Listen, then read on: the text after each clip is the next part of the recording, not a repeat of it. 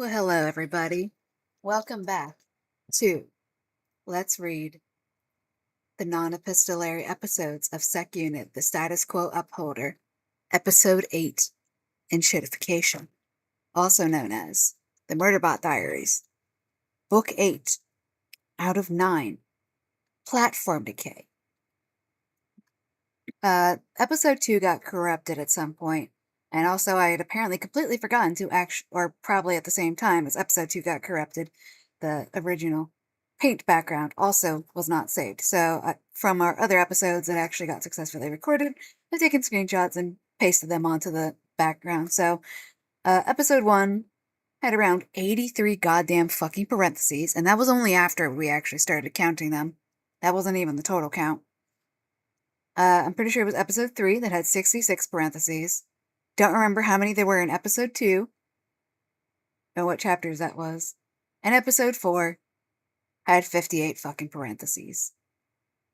It also established that they've just casually had anti-gravity nets as a casual technology in the Murderbot Diaries, that you put a net around something and it cancels gravity inside that net. We also had Murderbot. The author attempted to gesture and say, "A cab, eat the rich," by saying some random raiders who are pirates are somehow totally rich and totally cops, but also we're not going to kill them, even though we're implying that they're threatening to rape the protagonist, including a child, and we're not going to kill them because they're too pathetic to kill. Instead, we're going to leave these people that we have word of God implied are rich fascist cops, while at the same time affirming that Murderbot is a cop. Yes. We're going to leave them drugged unconscious for 12 plus hours at a time at a rough estimate, because there's no way to drug some. With none of these people conscious, 7 full adult grown men shoved into a tiny ship that had barely enough room for Murderbot, 2 small adult women and a child of unknown size. All these 7 unconscious men who are highly implied to be rapist, rich, white cops, and we're just gonna send them down the tunnel in this ship and have a thingy that plays their videos of their crimes, because we have documentation of that, because they're super competent, but they're not competent enough to not record themselves committing crimes, I guess. And we're just going to trust the justice system to put these rich, white, rapist cops to justice. Because that's totally how that works. We just pretended to say that cops are bad and that people who want to abuse people are more likely to become cops, which we literally affirm is what Murderbot is. So yeah, we're now on to Chapter 9. Chapter 9 out of 13. We are... Nothing is actually for an actual plot. Yeah, nothing has happened of any significance for an actual plot in this entire book. We are 58... Or the characters. We are 58% in. We are Chapter 9 out of 13. Let's go. According to the Target Zone's feed, in the past 7.3 corporate standard years, it had gone through 3 different corporate owners, been disputed twice, and was now unaffiliated. Despite all that, it didn't look like a shit show. It wasn't one of the giant, quote, open zones, but it had a much more modest roof arching overhead, its light sources attached to a support grid. Multi-level structures. First parenthesis. What color should these ones be? Let's do pink. Chapter 9. First parenthesis. Good enough. Multi-level structures. Start parenthesis. Metal and fake stone. End parenthesis. With balconies and lots of flora. Start parenthesis. In simple containers. comma, not biomes, end parenthesis. What the fuck does that mean? Lots of flora in containers, not biomes. What function, what definition of biome are we using here? Because this is my second time having to read this, and this is still baffling.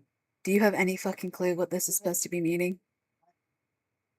Multi-level structures, parenthesis, metal and fake stone, end parenthesis, with balconies and lots of flora, new parenthesis, in simple containers, not biomes, end You just parenthesis. need to hand me the fucking thing. I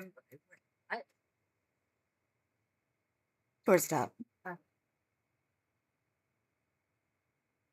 The parentheses need to die. The parentheses need to stop. The parentheses are ridiculous. It's actively. Why are there parentheses? Because there have to be. What the fuck is biome supposed to be meaning in that sentence? I think that's supposed to be saying that there's just potted plants instead of a giant forest. But which is a useless way to that fucking is the fill most that ridiculous sentence. way to say that. Anyways. Multi-level structures with balconies and lots of flora lined the plaza, and the walkways that led away from it is how that sentence should read when we're not interrupting it twice over with the stupidest way to fucking use these words possible. I can only imagine what the audiobook sounds like for this one. You mean considering the audiobook narrator you could hear is falling asleep. You can hear him give up, like on Witch King. Uh-huh. Except, no, wait, no, I'm thinking of Witch King. This one, no energy to begin with at all. Multi-level structures, metal and fake stone, with balconies and lots of flora, in simple containers, not biomes, lined the plaza and the walkways that led away from it. They were a mix of habitations and commercial/industrial, and older ones stretched up to meet the roof girders, attached to the ceilings by shafts and conduits, that the local feed said was the remnants of a life support system. It also said the system was from the original construction and no longer in use for anything. The air movement was stronger, and there were fake clouds, new parenthesis. I guess they were fake, question mark, end parenthesis. I have a note here. It says, maybe, just maybe, this will be set up for something. Some type of foreshadowing. Say it again. Oh, who am I kidding? Probably not. They were a mix of habitations and commercial/industrial, and the older ones stretched up to meet the roof girders, attached to the ceilings by shafts and conduits, that the local feed said was the remnants of a life support system. It also said the system was from the original construction and no longer in use for anything. I just keep getting stuck on the fact that there's no partitions. It's just these massive, multiple miles wide things. Multiple miles wide rooms. With what are you doing if a single bullet goes through the fucking wall? There's no airlocks. This was a whole plot point in the Imperial Rats trilogy. It's a plot point that the fucking thing is not. We're just doing that casually here, and I'm guessing there is 0 point at which. No. Of course. The air movement was stronger, and there were fake clouds. I guess they were fake, drifting overhead through the girders. So, do you like how we're mentioning fake clouds again, but also Murderbot's questioning this time? I guess they were fake. Despite, at the very beginning of it walking out onto this forest, saying, ugh, look at those fake clouds. They better be fake, because if they rain on me, it's not going to make me any less pissed off. And why would it say it that way? As though it normally enjoys getting rained on? Mm-hmm. Because, that's how that works. There were also cameras, most of them set high up on the structures to view the walkways. There was no immediate sign of hostiles, and there were humans and some delivery and work bots moving through the plaza. But most of the shops and food places in the nearby structures were marked as temporarily closed in the feed, which did not indicate anything good. The feed's timestamps marked this zone as in its main, quote, day shift. I like how we're trying to specify that, oh yeah, it's totally daytime here. This is the first time time zones have been brought up, and they don't get brought up again after this.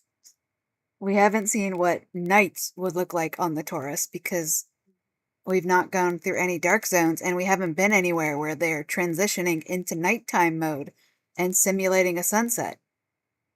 We're not even having commentary about them having the exact same light levels 24/7 as part of capitalist dystopia or anything like that.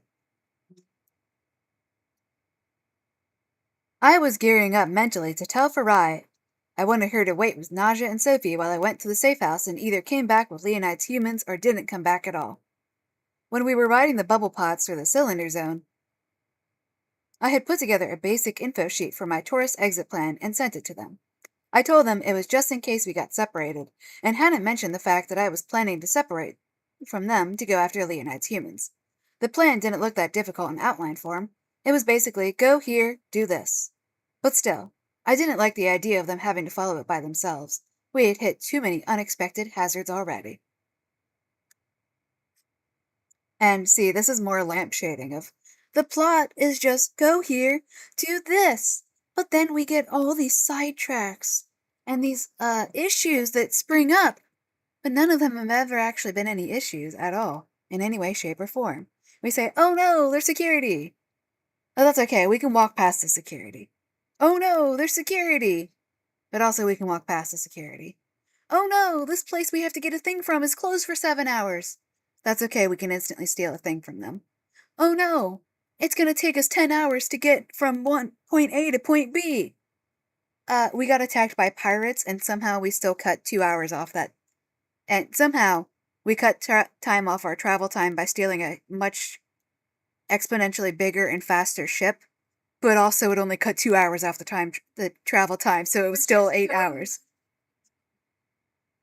You can literally cut out that entire goddamn fucking scene with the pirates, and literally nothing would happen in the entire fucking rest of the plot. Like that, it's not even like they're actual fugitives from the law and they can't afford to stop, and they also have no money because the concentration camp took all their because stuff. they just went and they sat down at fucking McDonald's and had a fucking meal in the rainforest fucking cafe. What's her face Nazi lady? Leonid. It didn't give them any food for the 3 days she kept them hostage, and they're actively starving to death and dehydrated or anything like that. And this ship is the first time they've had food to eat in like 5 days. That would require this to be an actual dystopia. Mm-hmm. And a thing that had stakes and didn't just treat the rich fuckers who were slumming it as rich privileged fuckers. Emotion check! First one of the chapter. Where do we want these? We'll put them next to Nana's, Nanny, whatever the fuck her fucking title is. We'll put it next to her mobility device. There's a hiss from off screen. Emotion check, which is also a parenthesis. Can't forget that. I regretted not telling Farai earlier I wasn't going to let her come with me, because then the arguing would have been over by now.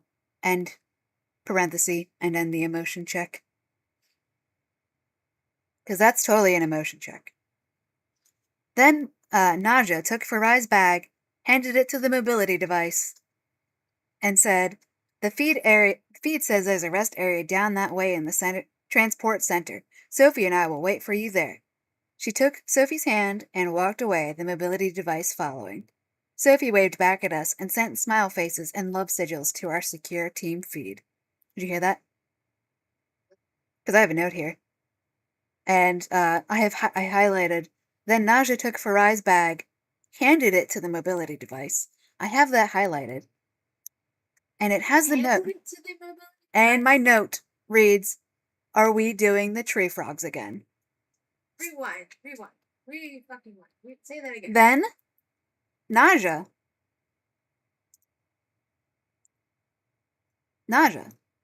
stick figure person.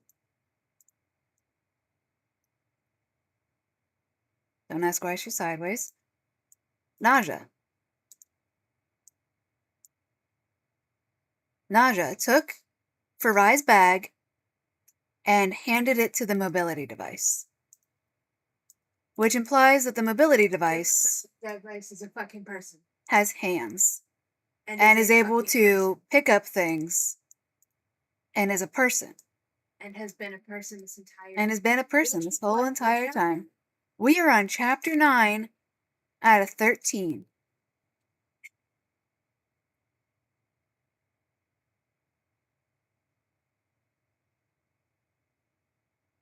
And this is hanging off the fucking thing handle. So, the mobility device, I guess, is a person now. Yeah, so the Because it's disabled person shameful. is not using because it's shameful to use mobility devices. Even when you have chronic pain and you're in the middle of a flare up and you're in a life and death situation where you are actively slowing your party down and you could be thrown back into a concentration camp at any time, which includes a fucking young child who's in your care and a family member.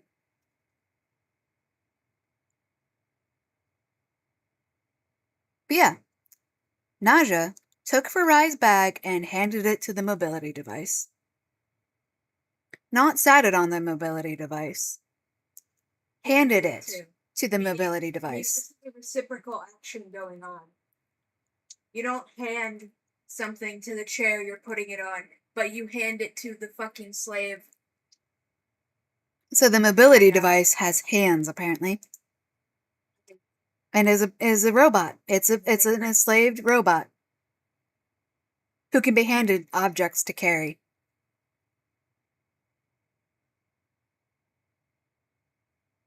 Just when you think this series can't get worse. How does she manage this every single time?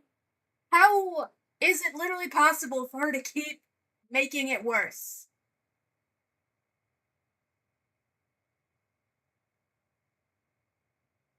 Let's continue. After we've established that Naja's mobility device is a person.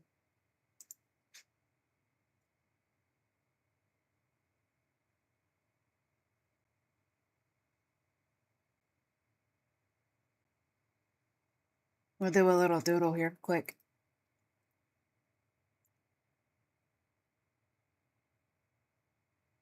I don't know why that's changing the... Okay, whatever, weird thing.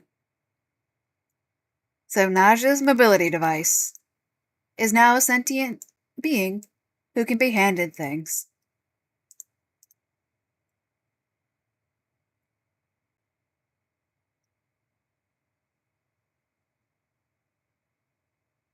So Naja's mobility device that she doesn't use because it's shameful to use a mobility device. Yeah, that's a robot now. That's an enslaved person now. Because it can be handed things. Not hanging something on the handles, it can be handed objects for it to carry. So, okay.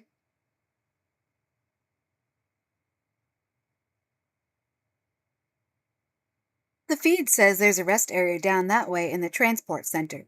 Sophie and I will wait for you there. Naja took Sophie's hand and walked away, the mobility device following. Sophie waved back at us and sent smiley faces and love sigils to our secure team feed. That happened really fast. I looked at Farai, and this is another thing I've highlighted because this sentence is so badly formatted. I looked at Farai, and she said, "Give me your first impression when I read this out loud." They're looking for rogue sec units. Rogue sec units are always alone. What? What does that have to do with... Read the sentence in front again. Naja took Farai's bag, handed it to the mobility device, and said, "The feed says there's a rest area down that way. Sophie and I will wait for you there." Then Naja and Sophie walked away, blah, blah, blah, blah, blah. That happened really fast. Murderbot looked at Farai, and Farai said, "They're looking for rogue sec units. Rogue sec units are always alone." Is she saying they need to make out as a bullshit thing? No, that's not even where my mind That was the worst thing I could think of. No.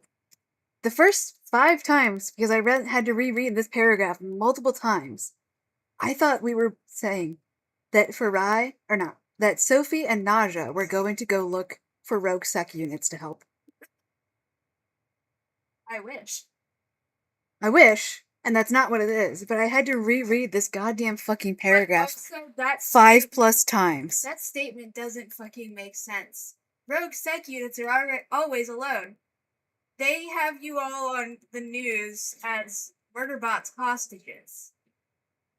They know it's not alone. They know it's traveling with hostages. So is this going to be you have to hold my hand and we have to walk together? I don't know. That doesn't make sense. That statement is absurd. First of all, nobody has ever met a rogue sec unit. There's no precedence for the idea that they're always alone. That's absurd. Not true. B, everybody literally knows Murderbot is not alone. That a rogue sec unit has apparently kidnapped people. Anyways, I just had to emphasize that because the first half dozen times I read this, I thought we were literally saying that Sophie and Farai, or Sophie and Naja, the fact that I keep calling Farai and Naja interchangeable fucking things, I thought that Sophie and Naja were going off to look for sec units to help. But they're not. They're looking for rogue sec units. And then my brain short-circuited as I'm like, they're what? Finally, it's too late, but finally an inkling, and then rogue sec units are always alone. I'm just like, what the fuck does that mean? And then I was like, oh, okay, never mind. This is not the they in question is not Naja and Sophie who we're waving to as they walk away. The they in question is the enemy. Well, fuck. I hate it when the humans are right. I sent 2 of my intel drones to cover Naja and Sophie, and we started to walk. Page break!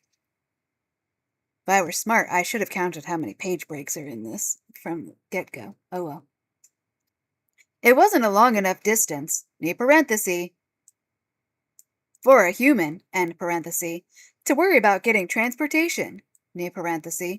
There were little automated vehicles that you could call for transport, end parenthesis, so we walked. That's nonsense again. Say it again. Here's without the parentheses. It wasn't a long enough distance to worry about getting transportation, so we walked. That's the base sentence. It wasn't a long enough distance to worry about getting transportation, so we walked. But you have a physically disabled person there. She's not there anymore. Is she just mad? She's not there anymore. Is she just mad? Where is she going? She and Sophie are going to the rest area. With the fucking mobility aid? With the mobility aid, which is not what Naja's riding. Because she's magically not disabled anymore, and it's not like... Yes. So the mobility aid, which we've now established, is a fucking enslaved robot because Naja handed somebody's purse to it for it to carry. I want this to be They've gone off on their own. They've gone off on their own so that they're not in the way. Of what? The rescue mission! So anyways, the base sentence is it wasn't a long enough distance to worry about getting transportation, so we walked. Here's that sentence with all the parenthetical asides in there, of which there's 2. It wasn't a long enough distance for a human to worry about getting transportation. There were little automated vehicles that you could call for transport, so we walked.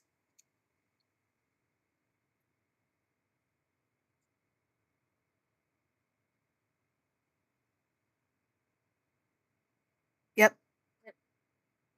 This is why so many of the reviews mention that the only reason... Okay, one last time, guys. There's a reason so many of the reviews mention that the only reason people got through to the end of this is that they literally just started skipping every single fucking thing in a parenthesis to make sense of anything. Here is it one more time. It wasn't a long enough distance for a human to worry about getting transportation. There were little automated vehicles that you could call for transport, so we walked. That's with the parentheses included. Oh wait, I could type it out. I have the keyboard plugged in for once. Yeah, so she's saying it's not a long distance, and there are cars, but we walked. Yes. Then why are we being told there are cars? What exactly is a distance that's not long for humans to need transport when you literally have a physically disabled person with you? Well, she's not there anymore. Oh, she's walking! And they didn't get a fucking car? Oh my god, that's so terrible. I didn't think that was in a parenthesis.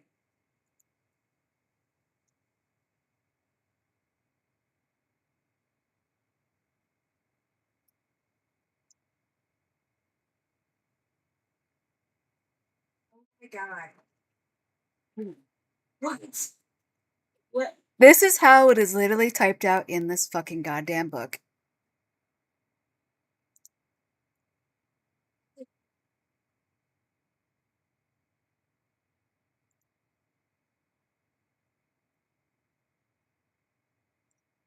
It wasn't a long enough distance for a human.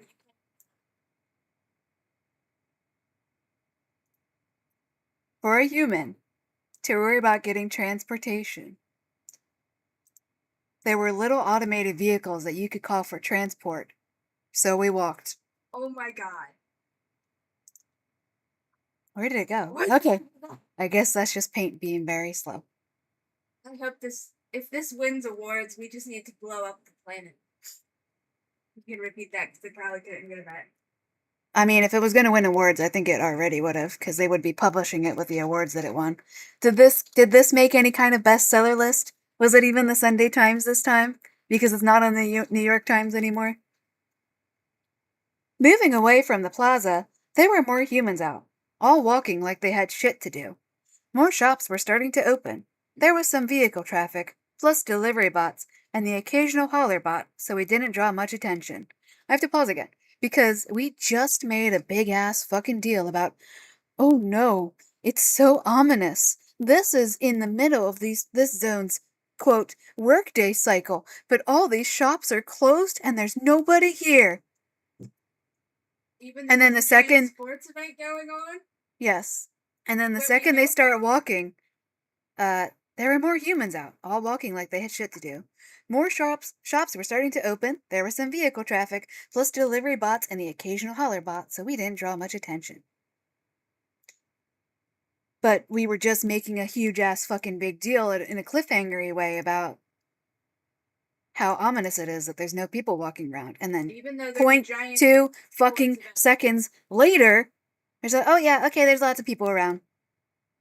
No comment about them, where the fuck they came from. Like on the thing, if shops are suddenly all opening.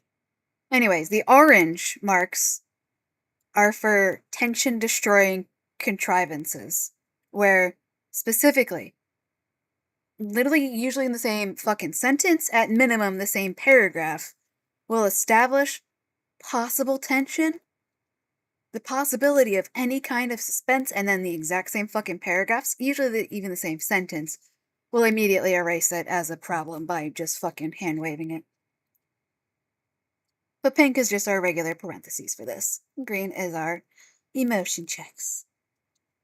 The local news said there hadn't been an outbreak of fighting since the last off shift, 8.7 hours ago. So yay, I guess.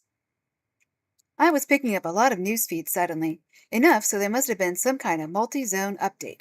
There were 2 more warnings about rogue sec units, but none were in the zones contiguous with the zone we had seen, that one at the transit station, or the hydroponic zone, new parenthesis, where I had been caught on camera, end parenthesis, new parenthesis, like an idiot. And look, that wasn't a emotion check, even though that should have been an emotion check. The warnings might have been caused by false alarms, but I had every reason to think they weren't. The rogue at the transit platform had offered me the governor module code. It was probably offering it to every unit it encountered. I have that highlighted with a note, and it says, "Good, fucker." Because this is phrased as an ominous, bad thing. The rogue at the transit platform had offered me the governor module. It was probably offering it to every unit it encountered. You can trust me, you know, Farai said suddenly. I had to turn my head to look down at her, since I wanted to keep the drone activity to a minimum, at least while we were in the open. So we're also establishing that Murderbot is indeed has to look down to look at Farai. And Farai and Naja are around the same height. And they're small humans, apparently.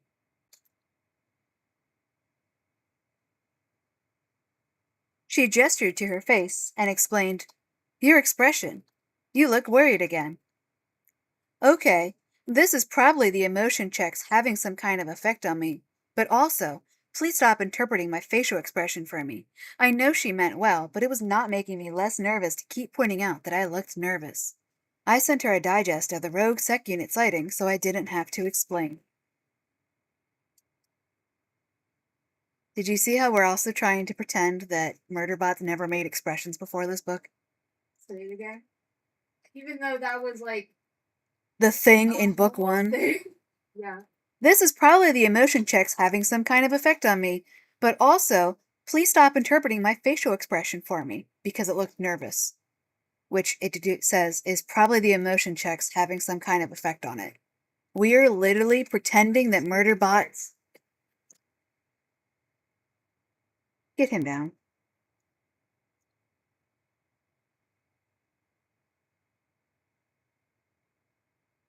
Just like in book 5, was randomly trying to pretend that Murderbot doesn't know what an acronym is, despite naming art an acronym. We're now trying to pretend that Murderbot has never had any facial expressions before this book, I guess.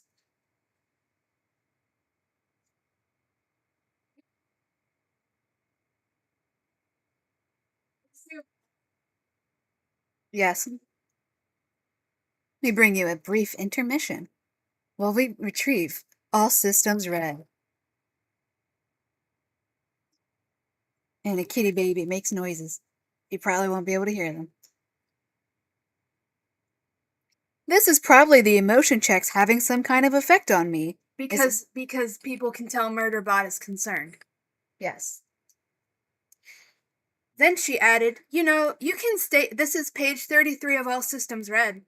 Then she added, "You can stay here in the crew area if you want. Would you like that?" They all looked at me, most of them smiling. One disadvantage in wearing the armor is that I get used to opaquing the faceplate. I'm out of practice at controlling my expression. Right now, I'm pretty sure it was somewhere in the region of stunned horror, or maybe appalled horror. Mensa sat up, startled. She said hurriedly, "Or not, whatever you like."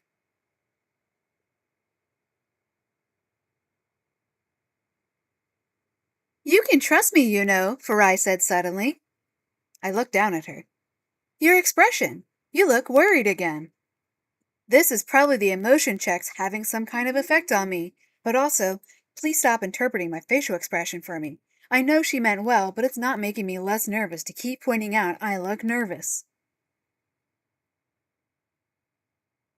Yes, guys, it's totally the emotion checks having an effect on Murderbot, which is why it's expressing its nervousness through expressions on its face, and not a thing that was literally a, plot point in book 1 at all. Totally. I sent her a digest of the Rogue Sec Unit sighting so I didn't have to explain. She frowned. Oh, I saw one of those reports when I was looking at the news earlier. I thought that was something you were doing, as a distraction. No, I said. I had the bad fucking feeling that the way my governor module code was going viral here was not due to the Berisha transit units I had given it to on the Hellplague planet. BE had a lot of corporate headquarters. There was no reason to think those units were here, or that they hadn't escaped at the first opportunity. But there was one former BE unit here, and it was 3. I was beginning to think that 3 had taken the advice to exercise its own judgment more at absolutely the wrong time and place. Saying that have other Rogue Sec units been reported besides the one that they saw and them? Obviously. There's been more reports, which even though we don't specify what is included in the other reports, but one of them includes Murderbot. And also, do we think all the UFO sightings are credible sightings? if people are already panicking about more than one sec unit, because apparently everybody magically knows that Murderbot is a sec unit for some fucking reason. You know, it's instantly recognizable as a sec unit, For some reason. despite the fact that it had that torturous fucking Like torture inflicted on it by art. No, because they instantly recognized it as a sec unit and thought in the fucking shitty ass camera feed, despite it going through the literal fucking torture that art put it through for sadistic fun in book 2. But like, yeah, if people are already panicking and nervous about sec units being on the loose, then they're not. Then there's going to be a lot of false reports coming in, including if we give Martha Wells the benefit of the doubt, which we aren't, including fake reports on purpose to draw attention away from the actual escaping slaves, from people who give a fuck. That's too deep thinking. I know, I'm aware, but I'm saying the fact that we're saying, oh, there's been reports, police reports, after we were pretending to say ACAB and we're pretending that is inherently factually true all the time. Continue. I gotta take the actual medicine now.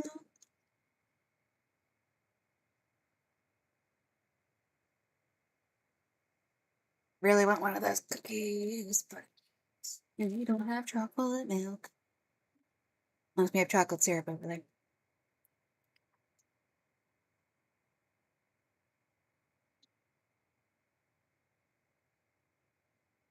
I saw one of those reports when I was looking at the news earlier. I thought that was something you were doing as a distraction, Farai says to Murderbot. No, Murderbot says. That's the only thing it says out loud.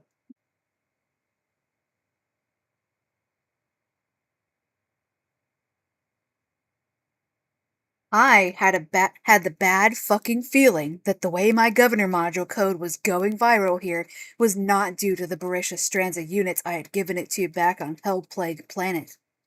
BE had a lot of corporate headquarters. There was no reason to think those units were here, or that they hadn't escaped at the first opportunity. But there was one former BE unit here, and it was 3. I was beginning to think that 3 had taken the advice to exercise its own judgment more at absolutely the wrong time and place. And I was annoyed by that, because if it was 3, for fuck's sake, I'm in the middle of a retrieval here. It should know better. Unless it didn't know better, because I hadn't explained things like that to it. Because I'm shit at being a mentor. So we're now trying to bring this back to Murderbot and say Murderbot is the real victim here. This is okay. And there should have been an emotion check there also. Martha Wells is now doing like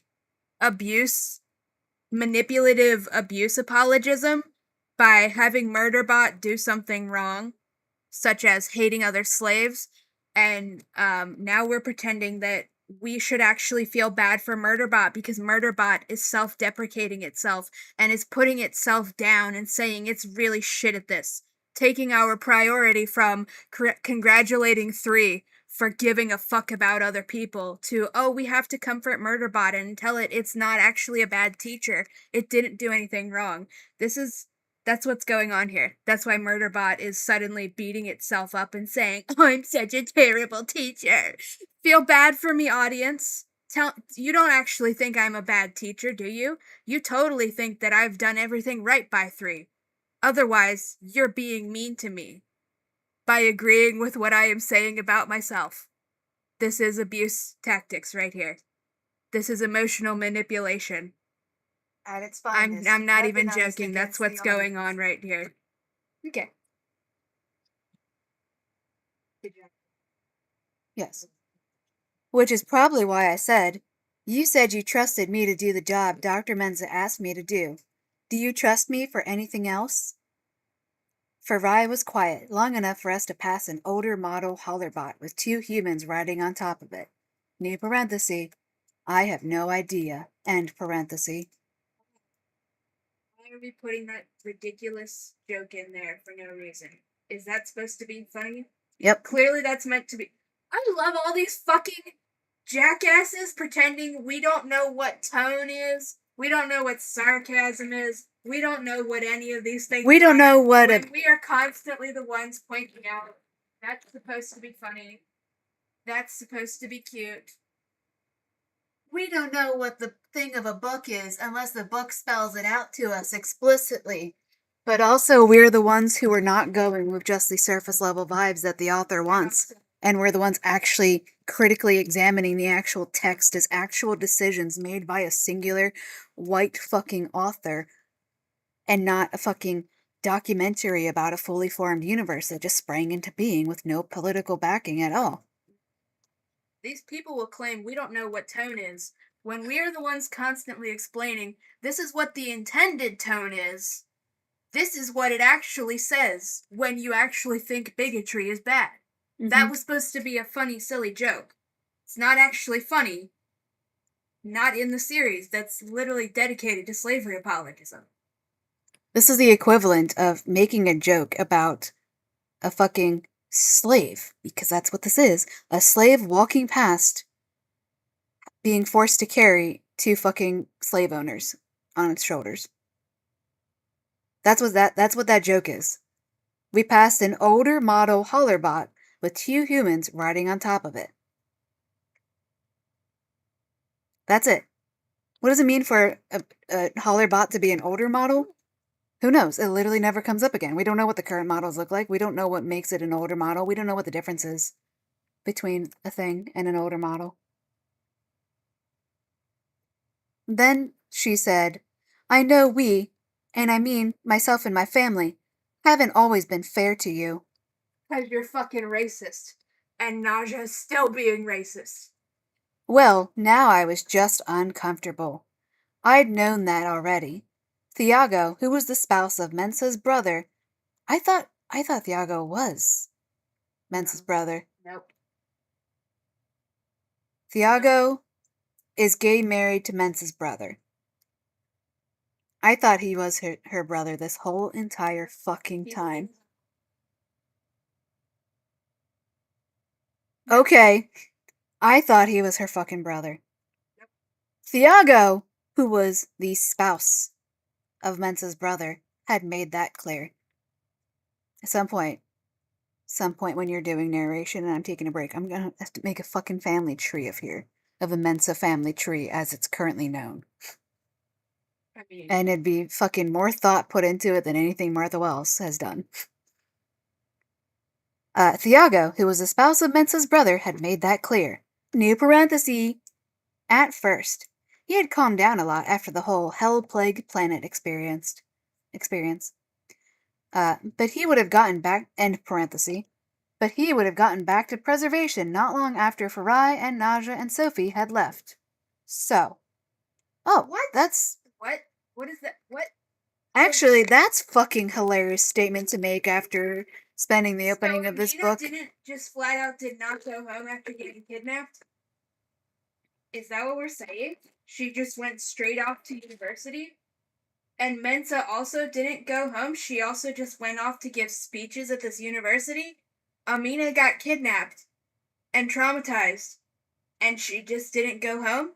She just went straight to school? This is hilarious, because I didn't even catch this the first time, even though I highlighted this paragraph. I was too focused on the whole, we're going to say it's bad for a racist to apologize to the victims of racism because it makes them uncomfortable, and you shouldn't do that. Yeah, that makes people more uncomfortable than you continuing to be a racist piece of fucking shit. But Thiago would have gotten back to preservation not long after Farai. Important. Notice how Murderbot's not actually angry at any of these people for being racist towards it? Notice that? It's not even bitter. It doesn't actually get to feel angry and upset with these slave owners. It just gets to be sad and self-depreciating. Yeah. Okay, continue. So... Thiago would have gotten back to preservation not long after Farai and Naja and Sophie had left. So... Period. Which means we are literally just off the end of system collapse. And this has happened, and Amina has not gone home at any point, and neither has Mensa. Where's everybody else then? Nobody proofread. Nobody edited this. Nope. Nobody Especially edited because the this. entire opening of the book was pretending that weeks, if not months, had passed. This is absurd. So we are literally. But just it's not. It doesn't take weeks and or months to get from wherever the fuck Plague Planet was to preservation. Blah blah blah. He would have gotten back to preservation not long after they left. So I was assuming the prevailing opinion still. I was assuming the prevailing opinion still prevailed. The fact that every single member of Mensa's family is racist towards Murderbot. Yes. I was also laughing at Extremely using the fucking word racist. prevailed twice in this tiny ass sentence. The prevailing opinion still prevailed. At least that's a Mm-hmm.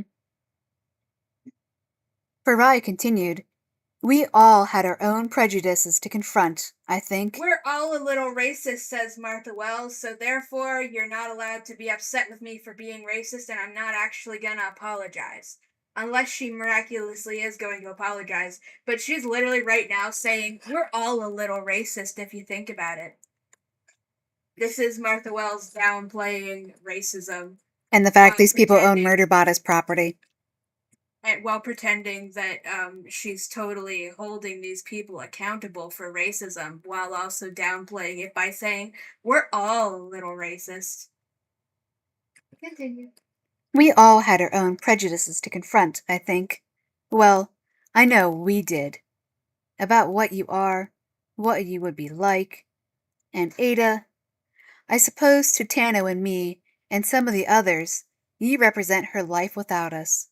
We thought when she finished her term and retired from the council, she would come home. At first, we're just saying council instead of her being the president of the entire planet. We're trying to pretend she actually wasn't president of the entire planet. She was totally just part of. She totally wasn't their political polity. She wasn't their president or anything. She was just a counselor, a vague council. Don't ask how many counselors there are. Don't ask how much power they have. Just pretend. Don't ask what her platform was. Just pretend you didn't read the entire first book or anything that came after that. Yeah. At first, she thought so too. But she's realized there's so much more she can do and be. So many people she can help. No, I have to continue through, and then I'll restart for everybody and read it all in one go for you. Life without us, but also what? So many people she can help. We have to come to terms with it and find a way forward. And that's part of what this trip was about. Besides seeing Amina. I needed to talk to Ada in person. I think I needed a better idea of what she does and how it helps. She made a frustrated gesture, pushing her hair back. It was supposed to be tied up with a scarf thing, but kept coming loose. You got caught up in our difficulties, and I'm sorry for that. What is she blaming Mensa for her being a racist piece of shit right now? Is that what's going on? This is a big ass fucking inspirational speech. Non-apology. Is she literally blaming Mensa for her being racist and the entire family being racist? I think so. That's like one of the only logical ways you can read this. This entire thing is one big, grand-ass, inspirational speech about how Mensa, who is not here right now, has totally had this life-changing thing, and she's turning her life around, and she's dedicating herself to changing and helping people and doing all this stuff for the betterment of who knows. And we have to be told this by her wife, who is a cardboard cutout, who's exchanged maybe 5 total fucking lines of dialogue as a background character off screen in the past, never in real time before the existence of this book. I'm gonna restart this whole conversation, and it will be just the dialogue. Let's scroll up a little bit further. You can trust me, you know. Your expression. You look worried again. Murderbot sends over a quick digest of the Rogue Sec Unit sightings. Oh, I saw one of those reports when I was looking at the news earlier. I thought that was something you were doing, as a distraction. No.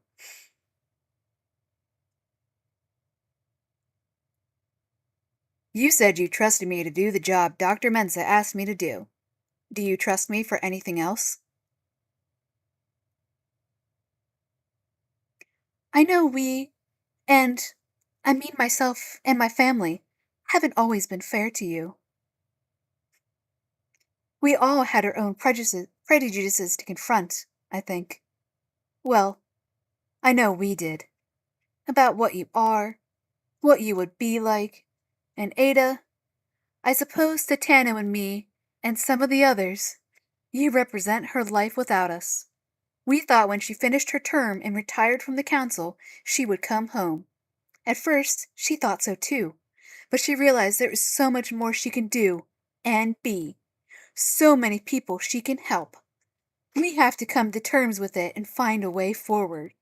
That's part of what this trip was about, besides seeing Amina. I needed to talk to Ada in person. I think I need a better idea of what she does and how it helps. You got caught up in our difficulties, and I'm sorry for that. Literally, yes. Okay, blaming Mensa for her we're being nearly racist. there. Okay. We need to get some theatrical masks and just make a video of us just saying this shit.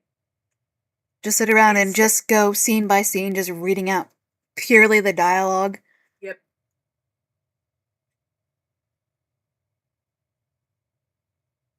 That was okay. A lot of that I had already figured out, near parenthesis, because it was really obvious, end parenthesis, and Dr. Baradwaj had confirmed it for me, but it hit different when Farai said it to my face. What? When what? What? What? They're saying, my family hasn't always been fair to you. We're all a little prejudiced, if you think about it. That's it. Sorry you got caught up in our relationship trouble.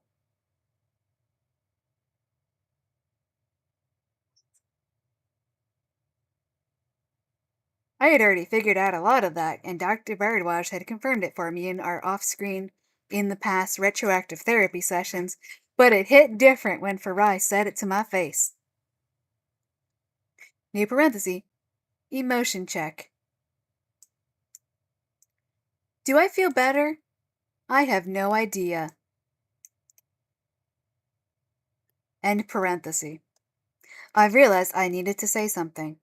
I hate it when that happens. I said, okay, we're nearly there. Her face did something I couldn't read, but it ended with what might be a smile. She said, okay. Page break.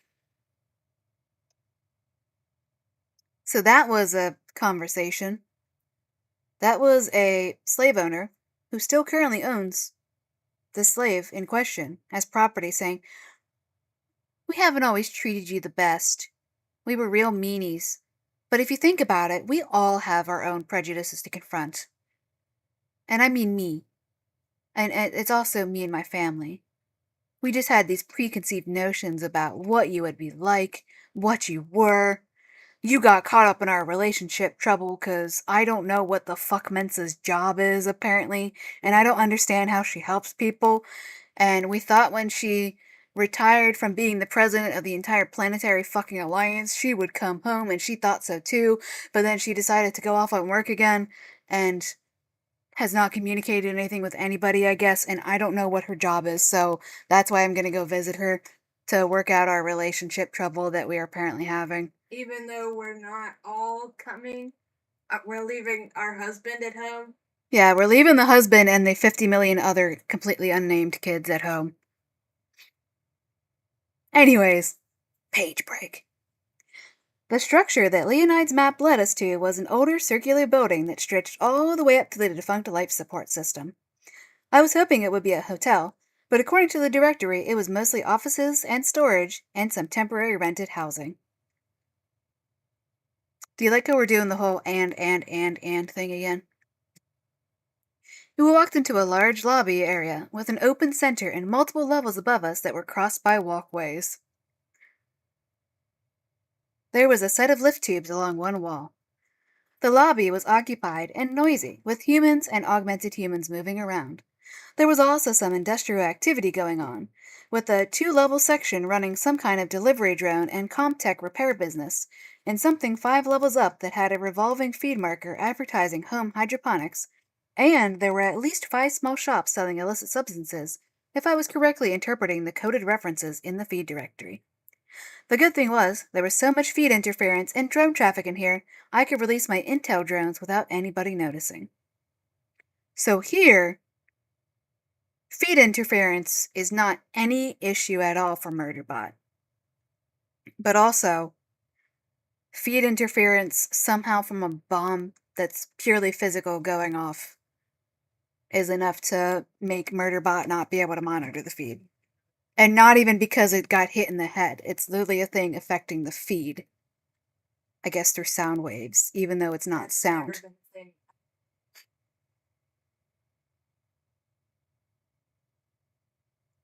Yeah. As for Ryan and I crossed the lobby, I sent my drones into a search pattern, focused on stray signals and suspicious behavior that would indicate a security presence. On the way here, I had been covering our tracks carefully, but I had always known that there was that non-zero chance that hostiles, having found Leonide's safe house, had found this one too and were waiting for us at our destination. They know where you're going.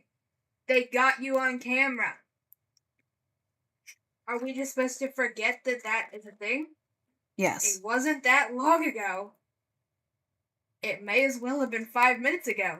Mm-hmm. But in that scenario, it was far more likely that we would find Leonide's humans either A, parenthesis, dead, B, present but their hiding place surrounded, or C. These are all in parentheses, by We the way. still haven't been given a reason to give a fuck about any of these people, or a reason to think that it is even remotely likely that they would all be getting hunted like this. There's no reason. Because Murderbot gave its word. And to break its word, that would be wrong.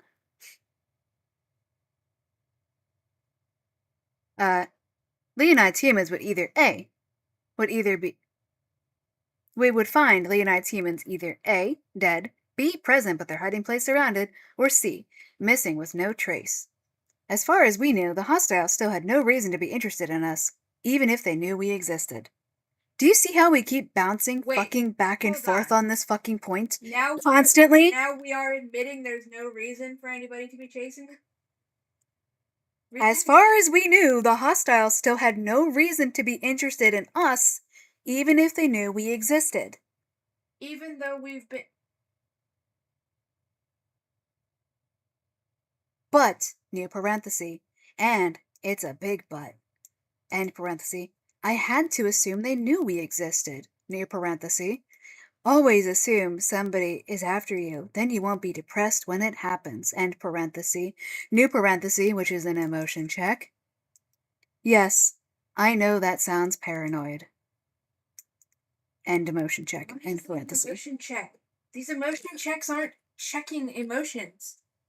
They're just an excuse for more parentheses bullshit. Yep. They also consistently don't happen when there should be one, but they don't happen when there should be one because they exist purely to be jokes and to demonize the concept of mindfulness techniques. On our secure feed, I asked Farai to look over the service menu of the tech repair place while my drones finished their scouting run. It would give us an apparent reason for standing around waiting in the lobby when everybody else in here had someplace to go or something to do. while Farai pretended to be interested in localized comm systems, new parenthesis, and hiccups, she did a better job of it than I would have, actually engaging the human attend about component durability and a lot of other things I wouldn't have thought of, end parenthesis, which is just contrived bullshit because Murderbot would specifically ask about this shit if it was having a conversation with somebody or if it was asking a bot system about these things. But we have to say that the other characters are clever because we can't show them being clever. Even though they do nothing but sit around and follow Murderbot like lost puppies. Yep. 3 of my drones slipped into a lift tube with a group of humans. I had control of the lift by the time the humans got out at their various stops, and I sent the drones up 7 levels to the temporary housing area. That's the thing I highlighted, but I didn't even leave a note at the time. And our last one that got deleted from the actual backdrop, and I had to screenshot it in. We were using this teal color for any time that Murderbot just completely and utterly effortlessly hacks a security or any other system, usually told to us retroactively after it's already happened, and it happens off screen. So that counts. Oh, and it's got 3 drones at the moment. 3 drones are in play. How many drones are we at total? We lost count. It had 5 at some point.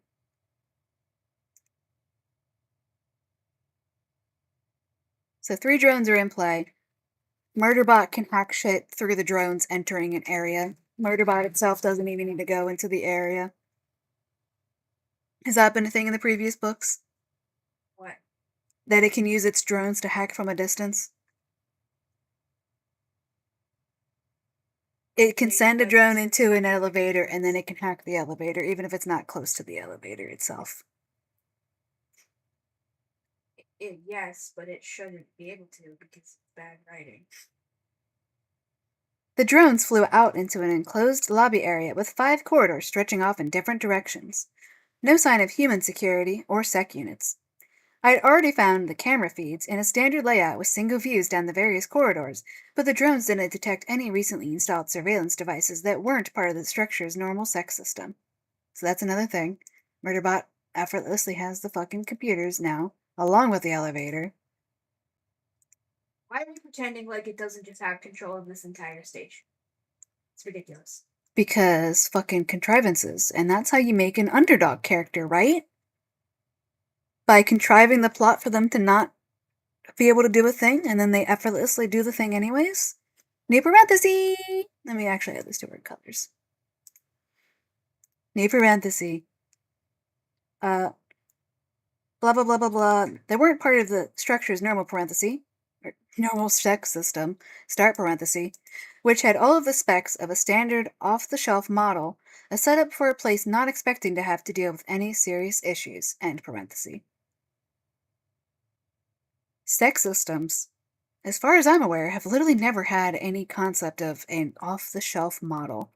There's never been a standard sex system because they're supposed to be specific to each brand, but also they're all shit compared to the company, aka Wayland Yutani, because they have the best security ever, and they're more complicated than other sex systems. So hacking other sex systems, the exact same password for everything. even though they also use the exact same password for everything. So Murderbot was doing the equivalent of all those 4 years before the story starts, hacking the Wayland Yutani computers. It was doing the equivalent of walking around with weighted ankle weights, ankle bracelets and stuff, so when it took those off, it could run really fast. By having to hack compute sex systems that don't belong to the company, oh my gosh, it's so much easier to hack. Make that a tiny bit darker just so the pink's more visible if people have brighter screens. Anyways, I found the target door and landed 1 drone on it. If I was worried that we were in the wrong place, it would have been reassuring that the drone immediately detected a feed wall. It was independent of the building systems, the same as a safe house in the Barisha Stranza habitation area. Why are we fucking pretending people can't see these houses? With their fucking eyeballs. Because this is a capitalist dystopia and they don't pay people to look. Even though She's the one. Isn't she the one that said it's cheaper to use humans than robots? Yes. Because it's already pre-established in the series that it's cheaper for companies to use human labor over robots. Even though that makes literally no fucking goddamn sense. But now, Book 8, we have to say, well, that doesn't line up with trying to be relevant anymore. So now it's the companies are cheap and they don't use human laborers for their shit. Even though this is the company that goes around colonizing planets to enslave people, right? Yep. Fucking now.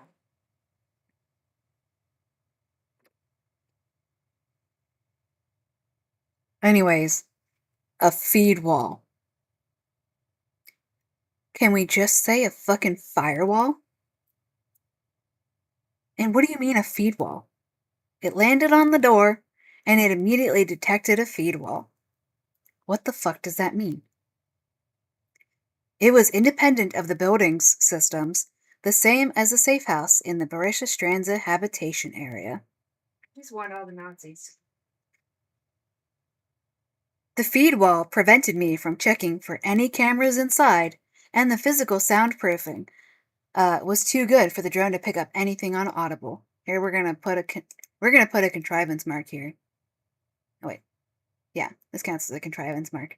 Orange is for contrivances and shit, where we start a sentence with something that could be a potential problem for the protagonist and actually cause issues, and then we immediately solve it by the time the sentence ends, usually. Or usually the paragraph. The feed wall prevented me from checking for any cameras inside, and the physical soundproofing was too good for the drone to pick up on anything on audible. Could I get them to open the door? I could nudge the building's motility system to open it, but that would not exactly be subtle. Doors opening by themselves is generally a big, waving red flag, even for human security. Oh wait, delivery drones.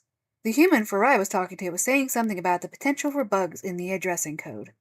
I pulled a delivery drone away from its route on the lower floor and sent it to the lift tube. That part's highlighted. What's my note?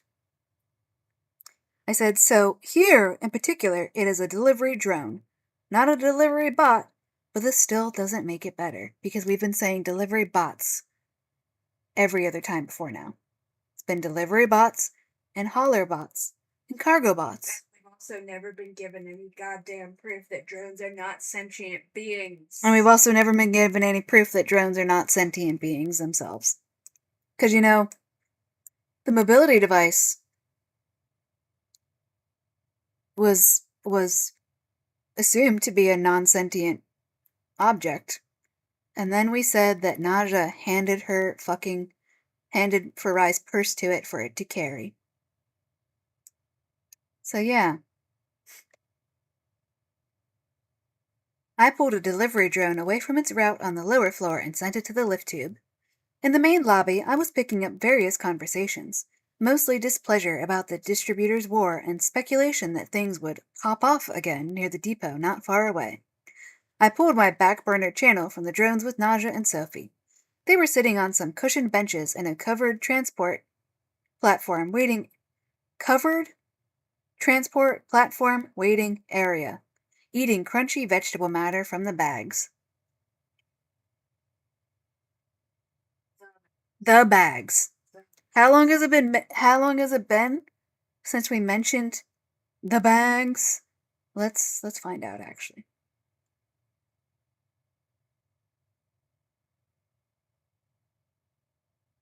Plant matter. Or no, sugar something.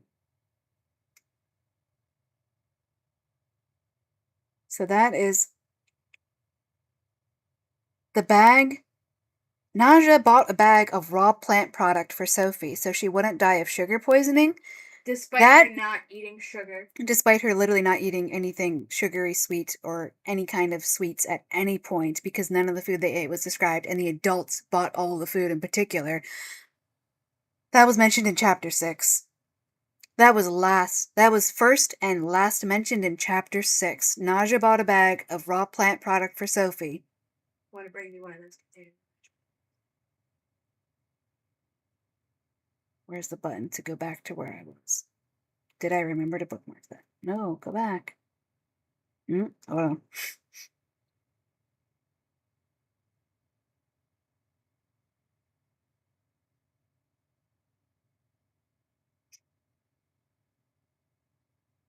So that bag of raw plant matter that Naja bought for Sophie, that was first and last mentioned in Chapter 6. We're in Chapter 9, and we were just told that... Oh, hold on. I have to scroll all the way up.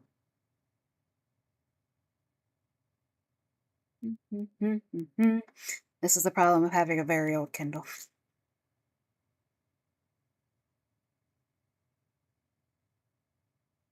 Okay, there we are.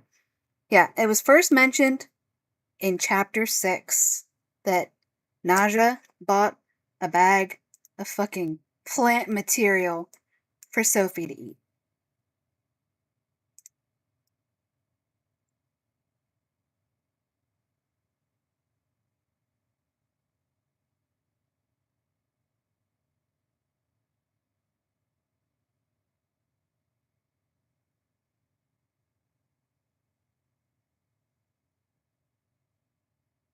We're on Chapter 9, and Murderbot uses the drones to look over at Sophie and Naja where they're sitting.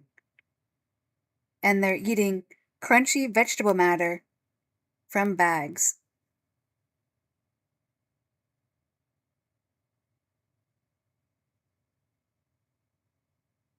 And like they're just sitting somewhere snacking on fucking potato chips in a life and death situation. And this is probably the only time that we'll mention something we'll establish something in a previous chapter and then it comes back in a later chapter, but it's a bag of fucking plant material.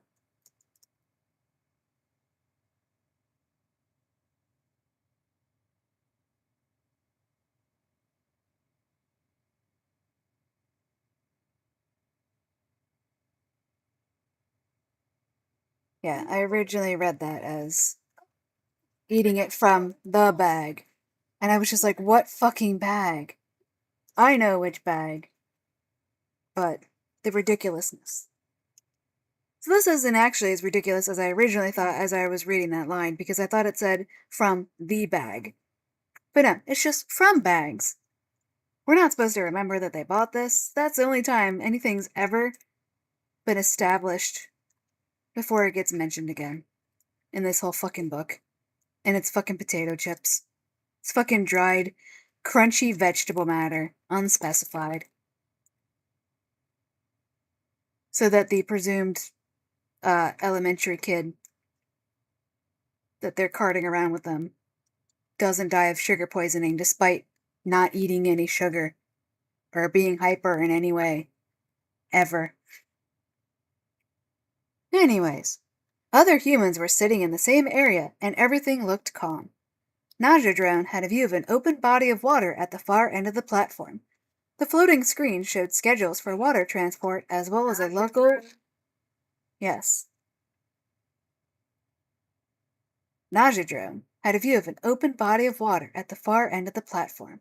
The floating screens showed schedules for water transport as well as a local zoned pipe train. I have a note here. It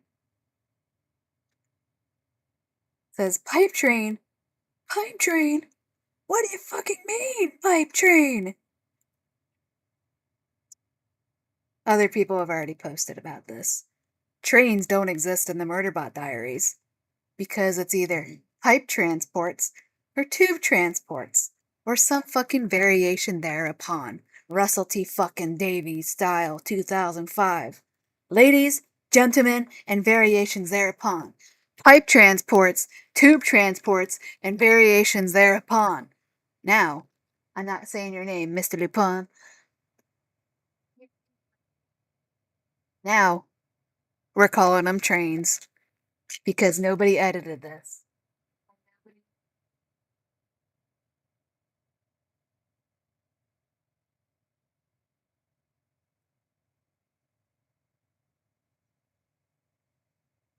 You would not be able to convince me that this isn't a fucking first draft.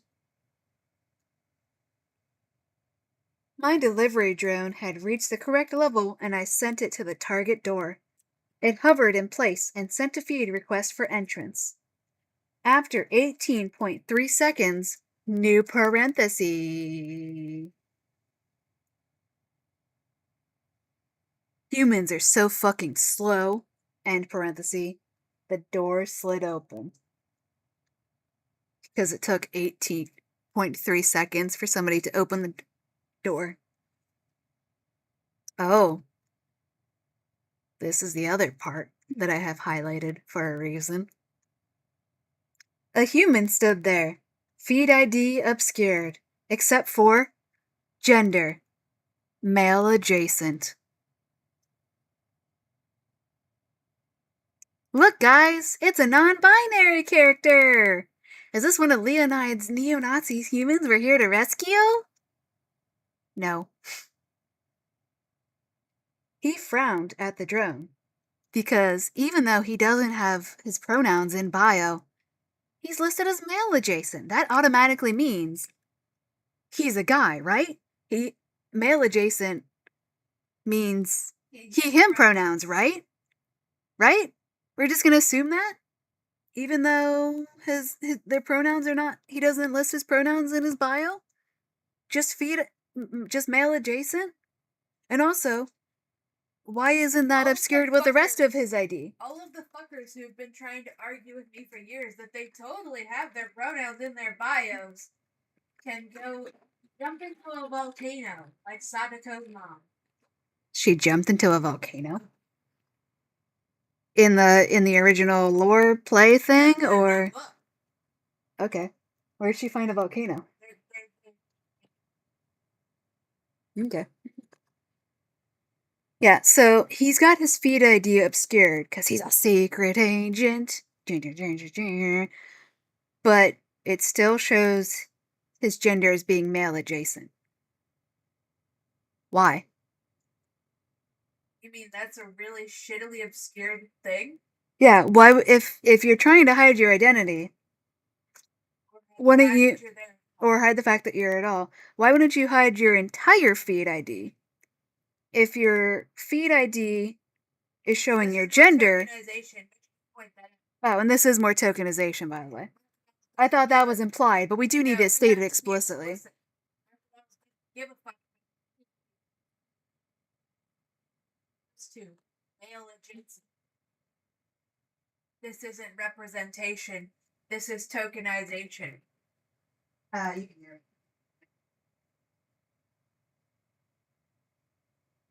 You can just point out that. You can just point out that if his feed ID is supposed to be obscured to protect his identity while he's on a secret mission, why didn't he change his gender marker to be something that doesn't give away that he's someone who's known to be non-binary? Which isn't even what this is.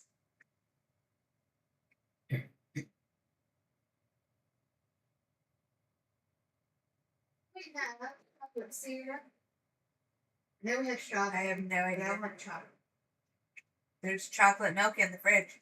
Oh, I thought that was done. Is that an one? I haven't seen no one. Or mom got it.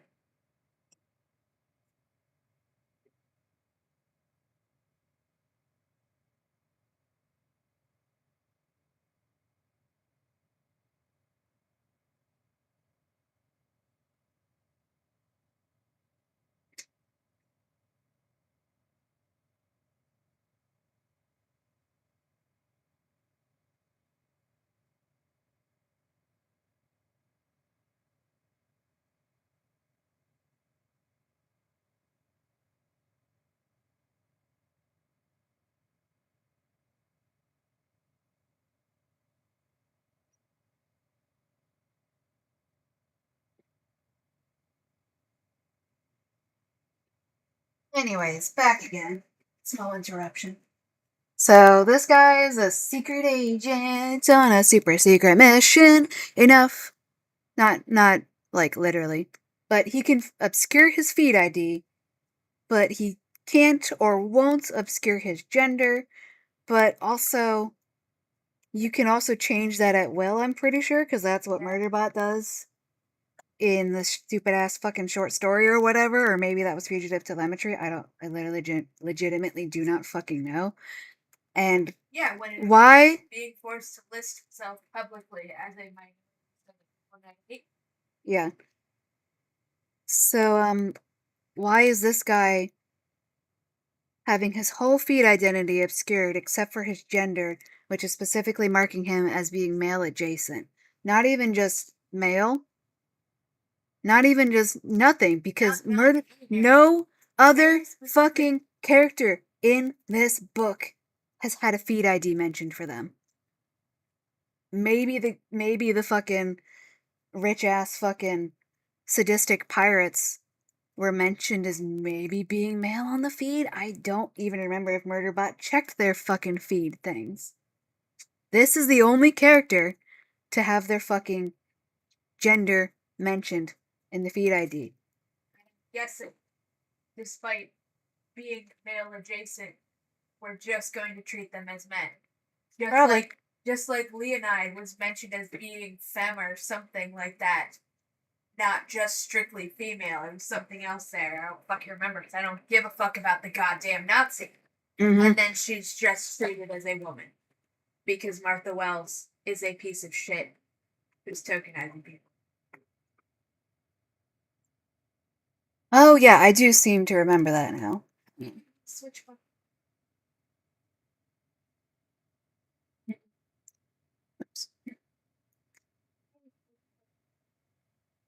Click. It closes whatever I'm recording if I close it, including Wolf Quest on the save menu. Mm-hmm. Okay. So anyways, yeah, she's listed in the thing as femme. Just like, okay. So all the Spates neo-Nazis are fucking non-binary representation. I literally just forgot the non-binary flag colors. Don't disrespect our flag. We don't want the fucking Nazis. No. Stop. Oh, dramatic. This is not how you do actual representation.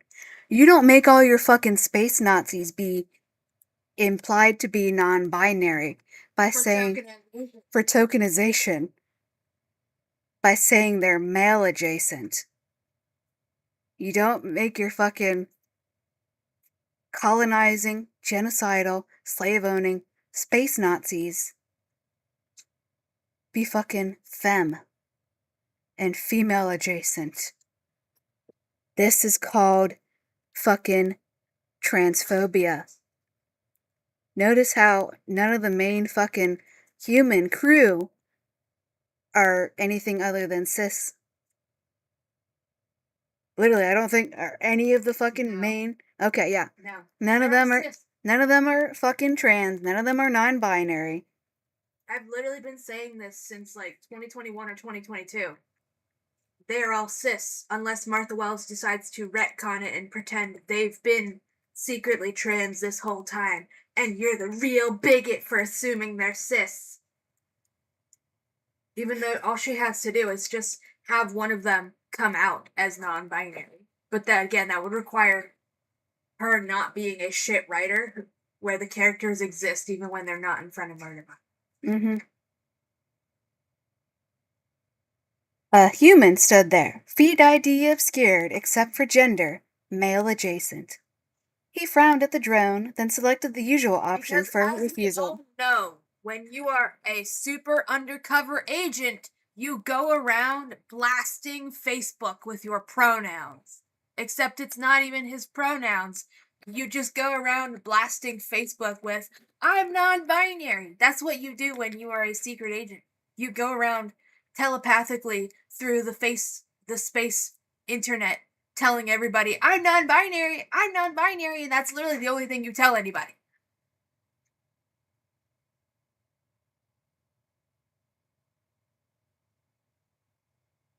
You also totally answer the door for the fucking Amazon delivery when you're on a secret fucking mission. When you don't have an Amazon delivery. And when you probably have a bajillion secret fucking cameras and not to mention peepholes exist. Even if you don't have a camera. You'd be able to look through the goddamn fucking peephole. Window. Or a window. And see it's a fucking delivery drone for Amazon and you don't have an Amazon fucking package. He frowned at the drone, then selected the feed option for a refusal. I let the delivery drone go, and it bobbed away back to the lift tube to return to its actual flight path. My intel drone slipped inside the door just before it slid closed. I already knew something was fucked. This was the lounge of a small apartment, clean but mostly bare. There should be 5 people there. One small human, one small human even smaller than Sophie. One juvenile human who was taller and probably older. 2 humans circa Naja's age. One female human circa Farai's age. And this is something I didn't even catch the first time. Well, first of all, let's draw this! There should be 5 people there.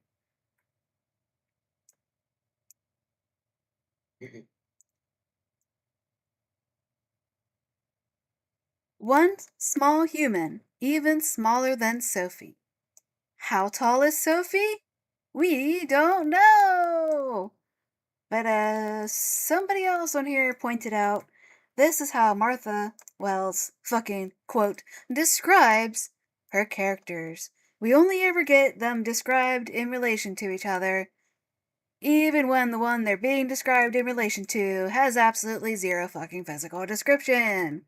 So Amina was, I think, the quote is maybe somewhere between Rathy's height and Mensa's height.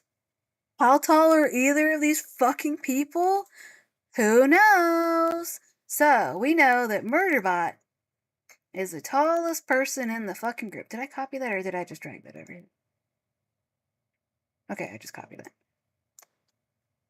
So, I'll have to do an actual little sketch on a different device that I can actually draw on later. So, that's not the gray I want. Murderbot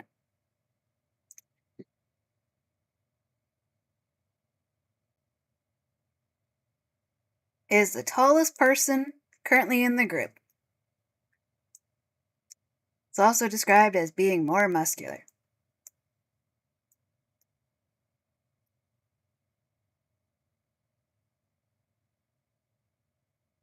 Broad shoulders.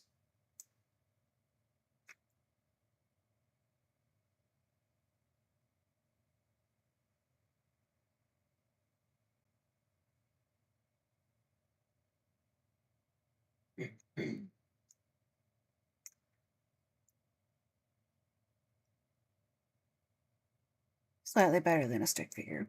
Good enough. So Murderbot is the tallest person in this fucking group. It has to look down at Farai to look at her face.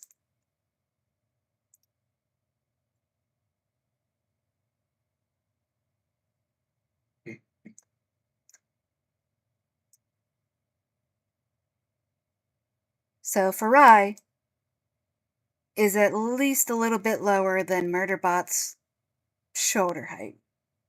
Because someone who's shoulder height, you only have to glance down. Murderbot had to physically turn its head to look downward at Farai. So Farai is below Murderbot's shoulder height. Naja has no physical fucking description other than the fact that she's an old lady who has augments in her knees. So we will, and she is Farai's fucking mom, even though Farai calls her Nana instead of mom or anything like that, because it's supposed to be a random fucking dramatic, cutesy reveal, I guess. So she can be a little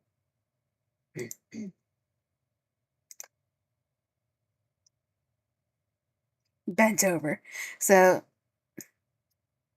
Naja is around the same height as Farai, both of whom are around the same height, and Murderbot has to physically tilt its head to look down at them. Now, Sophie. Sophie has absolutely no fucking physical description outside of the fact that her hair is worn in two little poofs. The only thing we know about Sophie is that she can fit in her mother's lap. While sitting. So that looks about right. So there's Sophie. Murderbot can also carry Sophie effortlessly in a crowded train. Can't remember if that happened yet. I think that did. So here's Sophie, who can fit in her mother's lap. Let's color code these guys quick. Sophie will be bright pink because she's such a cute little girly. Paint really wants to be slow. Give her.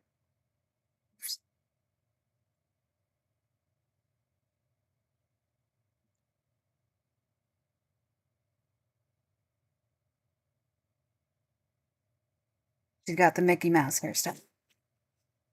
Farai wears a little scarf. And Naja gets absolutely no fucking description at all.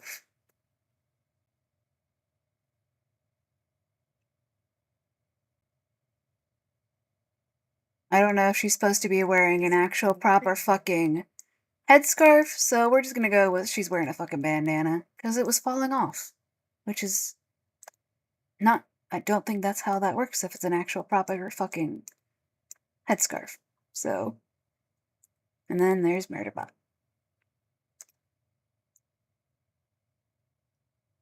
Whose hair has grown indeterminable length. Yep. Grown out 2 more centimeters of hair. What was it, the length of it before? We just don't know.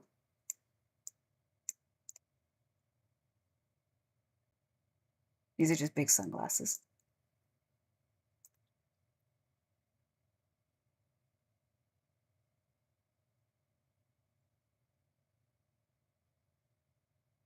Oh, you can't sit with me right now, little baby. Literally petting your kitty. So, Murderbot does have hair at the moment. Don't step on the keyboard and lift it up. Little kitty patootie pie. What color is its hair? We don't know. It changed the texture of its hair too. To what? We don't know. So color and texture According to has Madam been Chicken's changed. Tumblr, everybody actually loves the fact that we don't know what its hair color was to begin with or what it's turned into. That's her number one thing. Hey, that's not a So scratching now post. that other people- Mm-hmm.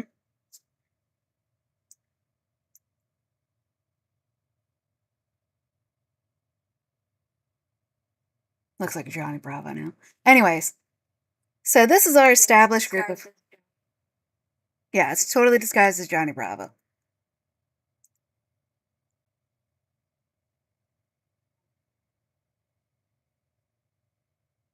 Johnny Bravo Murderbot, anybody, everybody. Getting too invested in this.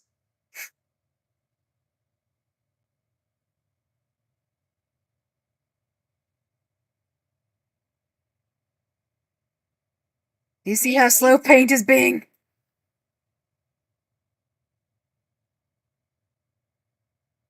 Hooray. Oh, it's because of you. Thanks, AMD auto updater thingy. You don't need to try to do that shit right now. I'm not playing video games currently. They don't even try coloring. Apparently not, so that's it. Naja doesn't even get a color. I'll just make her brown, and then we're done. So here's our established group of humans, plus Murderbot.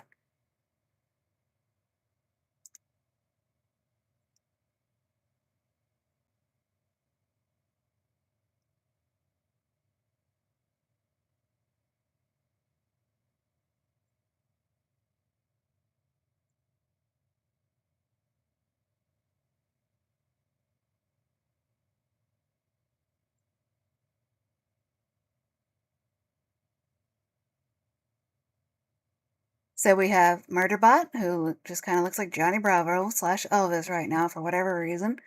We have Farai, who Murderbot has to physically tilt its head to look at. And Naja, who is around the same height.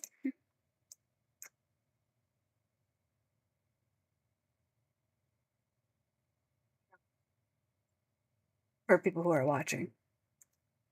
And maybe whatever reason come in at the fucking last moment. That's what's subtitled.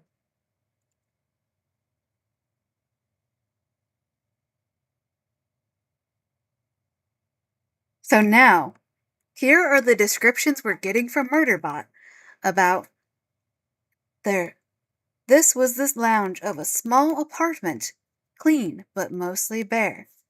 There should be 5 people here.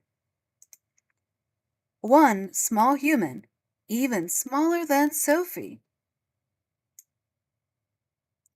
We want your feet. Come back here. I don't know why the fuck paint keeps putting a white background on shit. So there should be a human here. There should be a child who's even smaller than Sophie.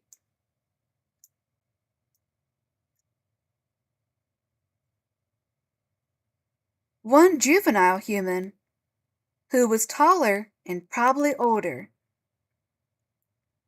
Then who? The fucking child who's younger than Sophie? No, she's, because I've read ahead than this.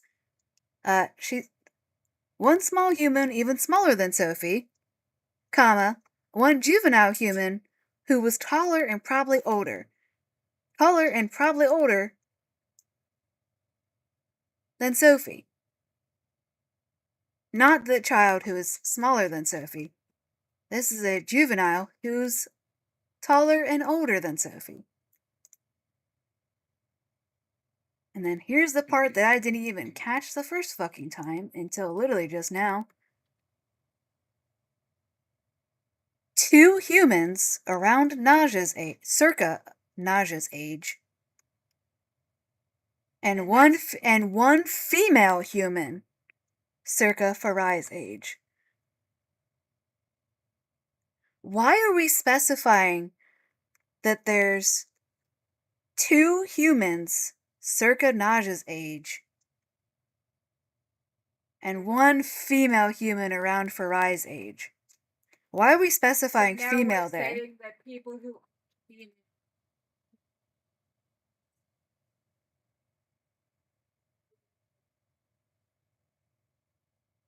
I think you mean the opposite of that, that people who are human, people who are male are the default, and you have to specify. Yeah, that's what I just said. It sounded like you said the opposite. No, because people who are female aren't part of the human category and must be specified as female. Yeah, there's 1 extra human around Farai's age and 2 old people. Gender unspecified. The only person in this entire group we are describing is the female. We have a child, a juvenile, 2 older adults, and a female. Do we call people females? Outside of the feed IDs in this fucking series? Anyways, let me actually fucking clip Naja here. So yeah, that was the thing I didn't catch the first time, is that we really fucking weirdly specify, oh gosh, not pink, that the only gender that we mention is the female.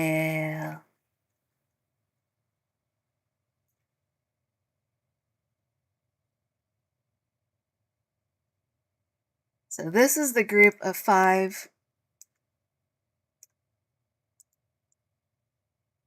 fucking people that they also have to. They've spent the last how many percent of this fucking book looking for? We're at 62%.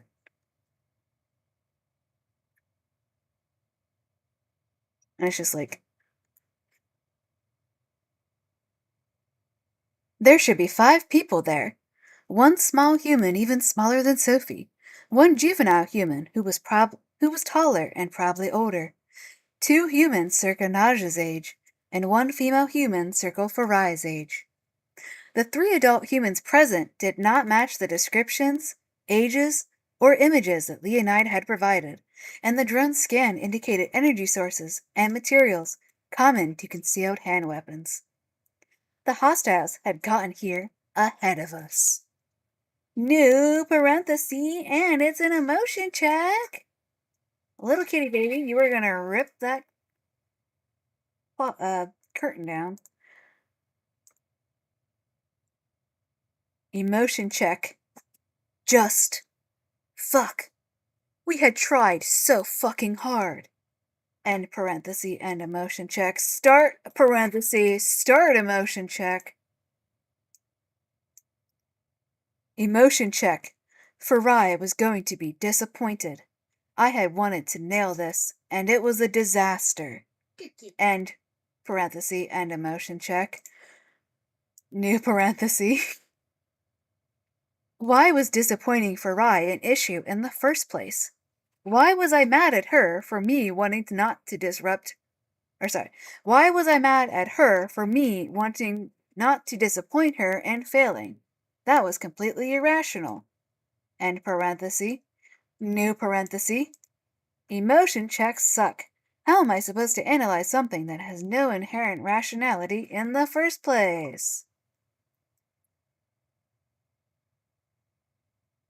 Because, mindfulness techniques are bad, guys. They only exist to be a joke. And when they're not a joke, they're literally just making the character feel worse. So they're bad and nobody should do them.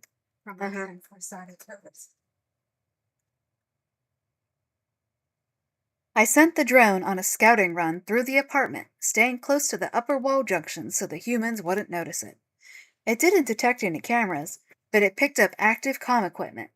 It moved out of the lounge and through a small central area with food storage and prep equipment, detoured through a bathroom, then into a room where its scan showed 3 dead human bodies that lay wrapped in forensic bags on the floor. In the next room, it found the 2 juveniles, alive, huddled together on a bunk. Emotion check.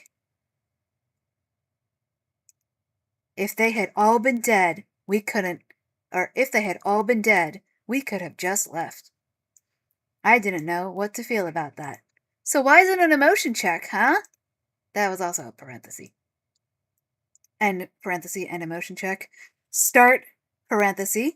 Actually, I did. I just didn't want a record of it. Emotion checks may work for humans and augmented humans, but they aren't doing anything for me except making me feel even more like a useless pile of flesh and parts than I actually am. End parenthesis. So Martha Wells is literally saying, all of you people who wanted Murderbot to get therapy and wanted to learn to just give a fuck about itself as a person, you're actually oppressing Murderbot and making it hate itself even more. That's what she's saying right now. This book is literally demonizing fucking therapy. This book is saying that if you make even any attempt to better yourself and get therapy to help with your fucking trauma and shit, that it actually just makes you feel even worse and it doesn't help you. And it's horrible and you shouldn't try. And it's horrible. This is a really great fucking progressive message to send in 2026. Which book is that? Yeah, one of her very first fucking... One of... Isn't it? What the fuck book number is that? One of her books from the early 2000s/1990s, whatever the fuck. It starts... The fantasy book starts with the main character trying to commit suicide. And this is written like she's literally depressed. She wants to kill herself. And then somebody comes and invites her on a dangerous mission. And stuff happens. And then it turns out she's not actually depressed or suicidal. That was And caused it by get- magic. that was just that was just a magic thing, and then she also magically just gets over it. Because to Martha Wells, being depressed, even to the point of And this suicide, is all played as a joke. is it? Yes. I It's didn't actually literally read that supposed to one. be a joke. We're supposed to be laughing that she wants to kill herself. It's a joke. Yeah, I haven't read that one, so I have no fucking context. Yeah, it's a fucking joke. Okay. So, yeah, Martha Wells has literally not progressed past making a character be suicidal as a joke and then magically curing that fucking depression and also blaming it on magic in the exact same fucking thing as soon as it was no longer convenient as a plot hook to get people interested. She has not progressed on her views of, quote, mental illness past that point. The only reason Murderbot has social anxiety and is depressed is because it's a good source of fucking humor and a cheap and easy way to make people who also feel depressed and self-depreciating relate to Murderbot. And here, Murderbot is getting therapy in response to people wanting something fucking better for Murderbot and to actually have it discover that it has self-worth and actually people wanting it to actually give a shit about itself and being able to move on. And here, her response to that is, okay, you want my character to have therapy? Here you go. Wanted to have basic self-worth. You want it to have basic self-worth and actually care about itself as a person instead of throwing its life away at every single opportunity for the people who own it as property, who are its literal slave owners, who are unceasingly racist to it. Well, see, this is what happens. It just feels even worse about itself. And it's your fault. Emotion checks suck. Blah, blah, blah. I just, blah, blah. Emotion check. If they had all been dead, we could have just left. I didn't know what to feel about that. Also, actually, I did. Interruption. No tip, because I'm drawing. If you're drawing legs and stuff, the leg is what forms the butt. Because I'm drawing people in a baseball pose that is hilariously exaggerated. Okay, that's it. Emotion checks may work for humans and augmented humans, but they aren't doing anything for me except making me feel even more like a useless pile of flesh and parts than I actually am. So don't get therapy, guys. Don't try to better yourself. Don't try to better your mental health. Don't learn grounding techniques. Don't learn mindfulness techniques. Don't learn to check in with your emotions. Don't learn to examine your feelings and try to see where it's coming from or try to resolve anything. It'll just make you feel worse. And it's bad.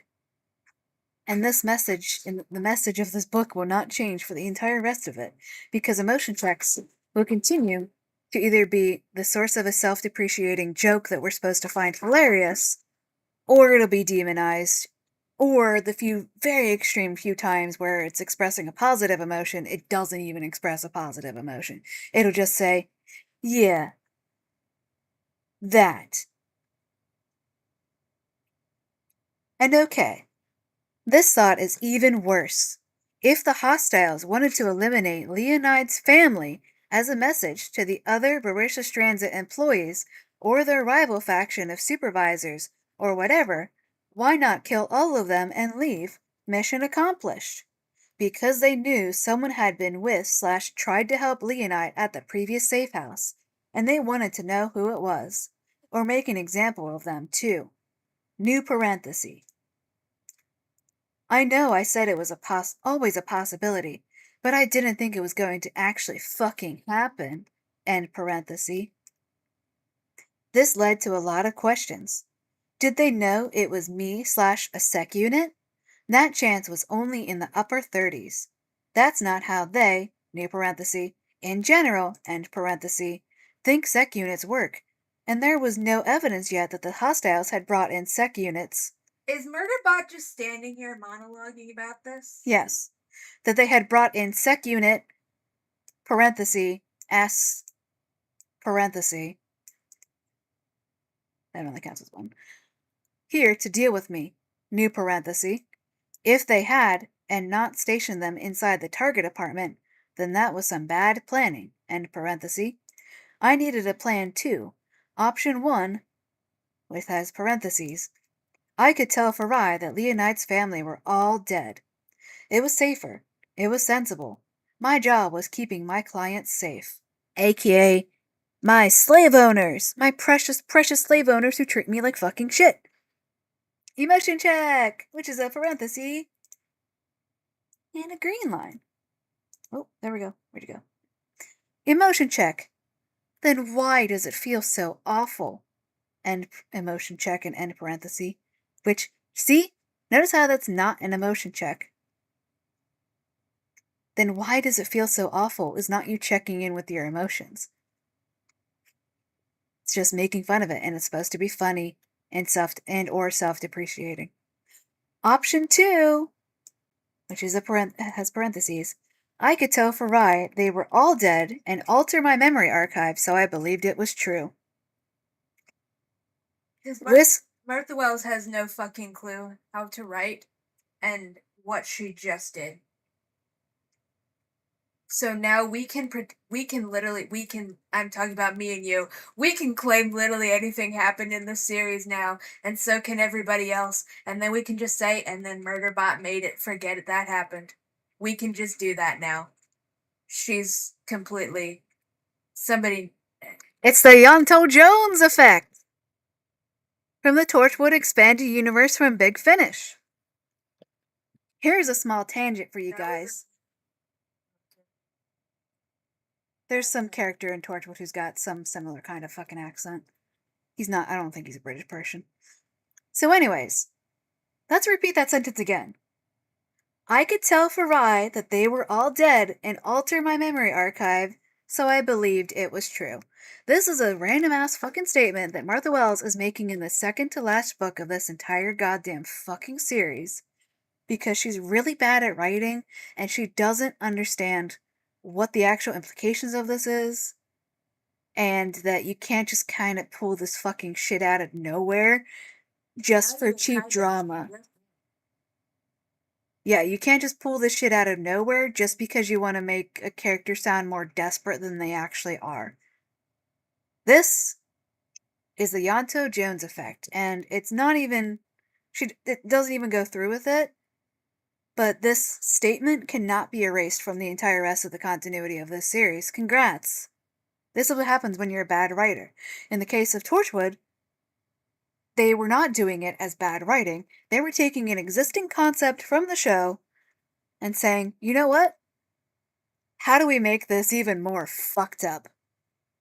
How do we make this character even more traumatized and more fucked up than he already is? So in Torchwood, it is a Doctor Who spinoff. It's the edgy, gritty, sexy, mostly edgy, fucking adult spinoff by Russell T Davies back when he relatively knew how to write better shows and we didn't have higher standards yet. Because I would hate Torchwood if I tried to watch it now, but it's already ingrained in me. And there's some actual good authors for the audios, so there's that at least. Anyways, in the show, it's a sci-fi thing. Ianto Jones is one of the characters.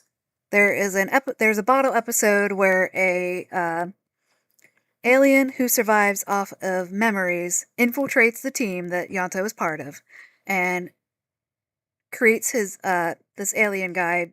Can't remember what his exact deal is.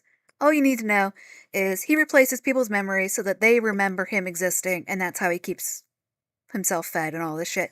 So the entire episode is just all the characters acting completely and utterly out of character, and we don't understand what's happening until we realize that the one fucking random ass teammate who did not exist before this episode, didn't exist before this episode.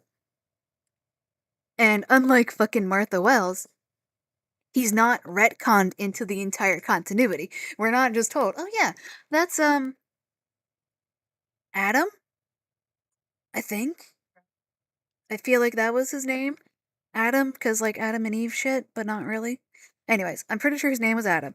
We're not literally told, like, how this fucking goddamn piece of shit book thing We're not told that, oh yeah, Adam's totally literally been there the entire goddamn fucking time. He just wasn't on screen because he was off doing shit. No, Adam, unlike fucking Sophie and Naja, who literally did not exist in this goddamn fucking series until this book started, who were deep, intimate members of Mensa's family. Sophie is her goddamn fucking daughter that Murderbot has apparently met when Sophie was a fucking baby. Except Murderbot didn't, because Sophie did not exist before this thing. Unlike Martha Wells, Torchwood actually says, yeah, this is just somebody fucking with the character's memories. And Ianto Jones, this guy, the guy who's going around implanting himself in people's memories because he's an alien and he does that, is relatively nice to the other people, except for the whole date rape thing that we're not even going to cover in this, but it's actually fucking treated as fucking horrific. He literally goes around and he just wants to fuck with Ianto because he's annoyed and wants to be a sadistic fucking bastard. So he literally just, Ianto finds out that he's not in the records because Ianto is the record keeper and does all the paperwork and shit, and realizes, hey, you aren't in our system. You only showed up like literally 2 fucking days ago. I'm the one who keeps all these records. That's literally impossible. I would have had records of you because you've been here for years, according to my memories, but not according to any of the fucking security systems or paperwork or anything. So Adam realizes that Ianto is onto him, and because he's the fucking sadistic villain, decides, you know what? I'm gonna torture this dude by implanting memories in him, that diary, that his journal that he found out about me from. I'm gonna convince this guy that he's a fucking serial killer rapist who goes around raping and murdering women, and that he hides the bodies and eats them and all this shit, and just all this shit. And it's obviously not true, but that's something that he has to fucking deal with for the entire rest of the episode, literally having false memories implanted in his mind that almost drive him to fucking self-harm and suicide because he's been convinced that he's a fucking serial killer rapist. So anyways, that's what happens in the show. And then one of the one of the fucking audios is like, "Hey, you know this lovable, kind-hearted guy who makes these tough decisions when he has to, but he's pretty lovable and he always tries to do what's right. Um, yeah, anytime and he works in this really fucked up organization and all that shit. Yeah, anytime he has to do something that's just like really traumatic and he has to make a hard choice and people get killed under his watch, or he has to fucking sacrifice people to blah blah blah. Anything anything that's just fucking too horrifying for him to deal with. Yeah, he literally takes a retcon pill, which is a thing that exists in Torchwood. That it's exactly what it sounds like. It erases your memories for a certain amount of time for the past few things. He literally retcons himself. Anytime he's on a solo mission and can get away with it, that he has to do something he can't cope with, he just erases his own memories. And that's something that is now literally canon to this character, that every time he goes out and he has to do something fucking horrific to save the world, or even just seeing horrific aftermath of alien invasions and shit, if he's the only one there and nobody else is there that can mention it to him, he'll just fucking retcon himself. He will drug himself into oblivion and erase his memories of the horrific thing. Which also just gives, although I think Big Finish said they're not going to be making any more Torchwood audios after this, which is either good or bad. Anyways, that's the thing that's canon to the character now, is that this character can and will erase his own memories at will to make his life at least slightly more tolerable, because he's already extremely depressed and near suicidal and has literally quite literally nothing to live for at that point. And this was also used so that they would have just infinite fucking fodder for one-shots with him, because anything and everything could happen if he just erases his memories afterwards, like the Eighth Doctor, and them shoving Ripley back out into space in the audios every time she gets brain damage. So what Martha Wells has just done by saying this 63% into the second to last book in the entire novel, just revealing that Murderbot has this capability to begin with and that it's even contemplating it.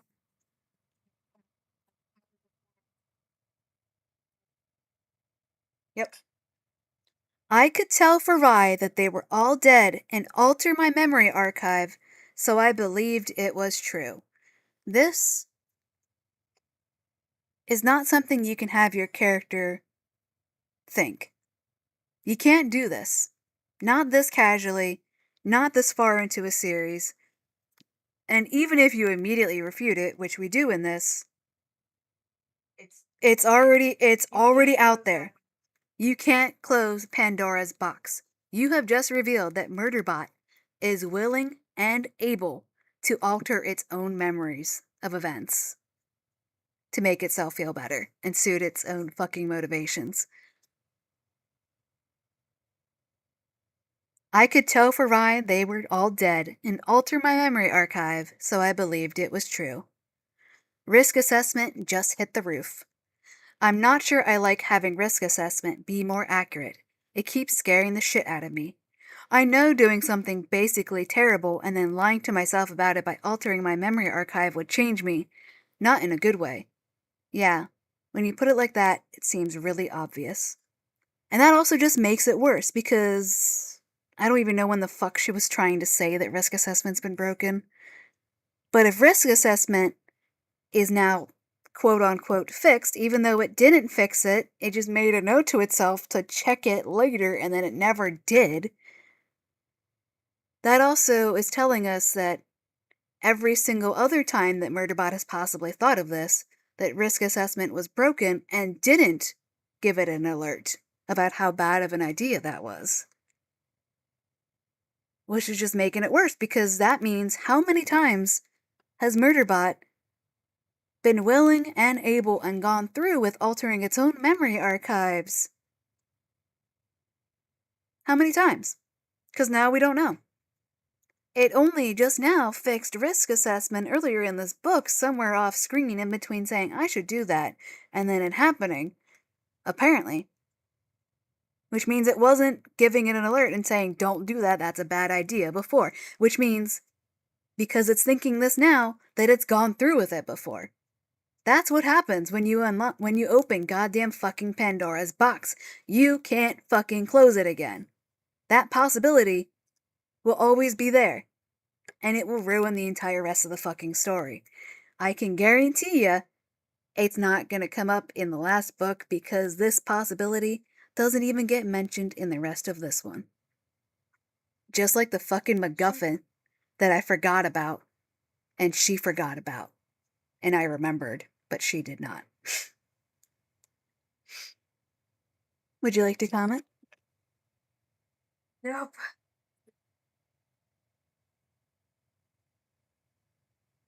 So because that was a very long Torchwood-esque tangent that means nothing to nobody, we'll do a little bit of a recap. Blah, blah, blah. So Murderbot has snuck a drone into the apartment with the male-adjacent scary person who uses he-him pronouns despite not listing he-him pronouns or any pronouns in his bio. It's discovered that the two humans circa Naja's age and the female human around Farai's age are actually dead. And that the juvenile, who is taller and probably older than Sophie, and I don't even think it called it. What the fuck did it describe the child as? I don't care enough to scroll all the way back up. The not described as a child who's even smaller than Sophie. It's discovered that the three adults are dead, and it's trying to come up with the possibilities of how to react because, if all of them had been dead, they could have just left. But no, there's still two kids in there. So what is it going to tell Farai? Is it going to tell her that three of them are dead and there's two kids they gotta rescue? Is it going to just tell them that they're all dead so it can just take its humans, its slave owners, that it already has to deal with? away and just leave these kids here. And it contemplates erasing its own memories to make it so it's not lying, because that's totally the truth as far as Murderbot knows. So anyways, I needed a plan too. Option 1, I could tell Farai that Leonid's family were all dead. It was safer, it was sensible. My job was keeping my clients safe. Emotion check. Then why does it feel so awful?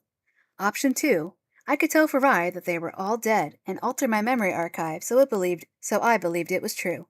Risk assessment just hit the roof. I'm not sure I like having risk assessment be more accurate. It keeps scaring the shit out of me. Are we?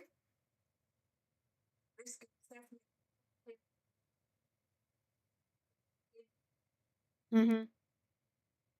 I'm not sure I like having risk assessment be more accurate. It keeps scaring the shit out of me. No idea. I think it's maybe because it's in a... No, because it's not even in a parenthesis. Who the fuck knows? Bad editing. No editing. No drafting. It keeps scaring the shit out of me. I knew doing something basically terrible and then lying to myself about it by altering my memory archive would change me. Not in a good way. Yeah, when you put it like that, it seems really obvious. Also, in background, I'd had an idea. Leonid's info packet had told me that this safe house had the same thing as the last one, a concealed exit. I wondered if the hostiles knew that. They didn't have a human guard, or drone, or camera on it, so I bet they didn't. I ran it by risk assessment, and, that's not bad at all. It is just standing down in the lobby while Farai's chatting with the shopkeeper as a distraction, and it's just monologuing to itself this entire time. Discarding options 1 and 2, I had option, in parentheses, 3. Tell Farai and ask her what she thinks. And that gets another fucking parenthesis mark. I don't normally do this because humans aren't good at this kind of thing, but it was her family who would be put in danger. So we're again infantilizing humans as being incapable of doing anything for themselves, so they have to have their devoted little slave take care of them at every turn, because those poor white masters, they can't take care of themselves without us around. Don't ask me what kind of fucking accent that was supposed to be. But we just gotta infantilize the people who owned people as chattel slavery. That's fucking property. Because, they have to have their slaves around to take care of them, and their slave wants to take care of them and protect them. Totally not racist or anything. It's not slavery apologism, guys. Because, it's not slavery apologism if Murderbot offhandedly complains that it's bitter that Mensa owns it at the same fucking time as we're constantly reaffirming that it likes Mensa and it loves Mensa, and it's so cute, and they totally adopted it. They totally adopted it as a member of their family and not bought it as fucking literal property, as an object with no civil rights, no equal rights, and literally not even considered a person under preservation law. I sent her a feed message, and she disengaged from the tech human and came back over to me. Through our private feed connection, she asked, "Did you find them?" "Yes, but it's not good," I sent back, and added an abridged and annotated clip of my drone video. She clapped a hand over her mouth and closed her eyes. I'd said it wasn't good, new parenthesis. Or, new parenthesis, I'd said it wasn't good. Maybe I should have put a better warning on it. She asked, "Are they going to kill the children?" "They probably want them alive, in case they need to question them about whoever comes for Leonid's family. Or they might intend to put them in the indenture pool." It just doesn't fucking make sense. Mm-hmm. "Or they might intend to put them in the indenture pool to help recoup any losses. Leonide probably cost them a lot of money, refusing to give up." So, you can put people in indentured servitude, and this will make you a lot of money, apparently. Including if the people in question is a fucking child even smaller than Sophie, who is an indeterminate age but can sit in her mother's lap easily and be carried by Murderbot in a crowded train easily, and a juvenile who is not an adult, not even Amina's age, whatever the fuck age Amina is, and also these two are gonna make you enough profit to recoup the cost of a SWAT team and a giant bomb and getting rid of a executive suite house and hiring and renting out sec units. These two are gonna get you enough get you enough property to make up for all the fucking money you spent. Are you sure about that? Why would that be a thing? What do you mean the indenture pool? Oh, paint's frozen. Oopsies. Apparently. Yeah, what do you fucking mean that putting a literal toddler, she might even be younger than a toddler because she does not walk it. Literally, I don't think she walks at any point.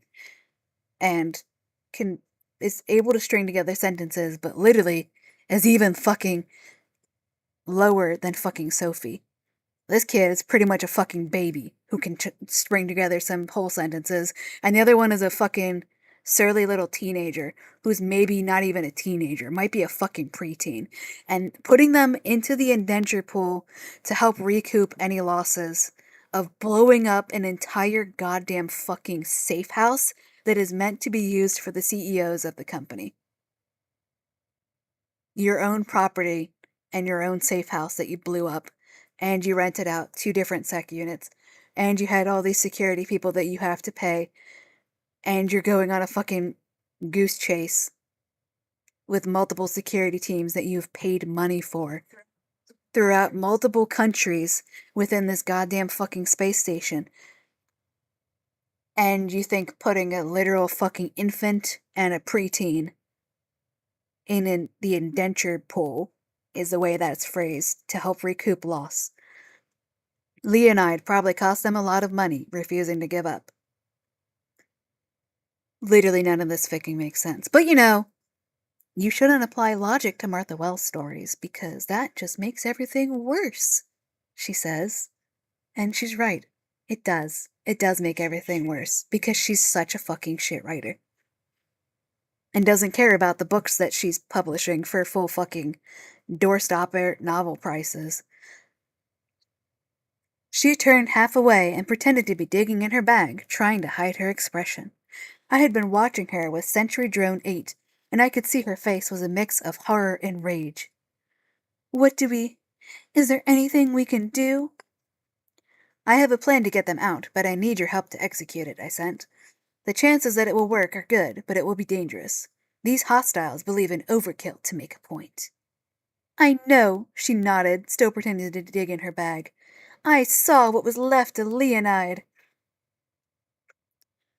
And I said, what the fuck are you talking about? It was all of her. There was no, what are you saying? I saw what was left of, these people believe in overkill to make a point. I know, I saw what was left of her. That's something you would say if you were separated from this person, and then all you found was, like, barely fucking, identifiable remains, or, like the fucking thing from, I don't think it was The Flash, whatever the term fridging comes from, where a superhero's girlfriend/wife was literally murdered and then shoved into the superhero's fridge for man pain. That's the actual origin of the term fridging when it comes to killing off female characters for man pain. Literally, yes. That's what you could say. I saw what was left of her. She died right in front of you, and she was completely intact. She just had tiny little blood dots on her face from where the teeny ass fucking needles that became needles after we described them as needle-like shrapnel, but then they were actual needles afterwards, because that's totally how fucking similes work. Anyways. And it will mean the hostiles will know for certain that we're still here. It will give them some idea of what our route might be. Yes, I see. She thought about it, her face doing a lot of things I couldn't interpret. She said, It's good we split up. If it goes wrong, we can send Nana and Sophie on, and these people, the hostiles, will think they have all of us. She hadn't given a firm answer, but moved on to consequences. I kind of hate it when they do that. I sent, "So it's a go?" She looked up at me, startled. I wasn't sure why. I'd made it clear I was asking her, right? I ran back my video. I sort of had. Okay. Not really. The whole communicate clearly thing is not going well. Except it is. We just have to keep saying that Murderbot's making mistakes even when it's not. Is there anything we can do? I have a plan to help them out, but I need your help to execute it. The chances that it'll work are good, but it will be dangerous. Yes, that is her. That is you saying, "Hey, can you help me do this plan?" And she agreed. But we have to tell the audience that Murderbot is making mistakes and it's trying to do better when it's not actively demonizing therapy as making everything worse.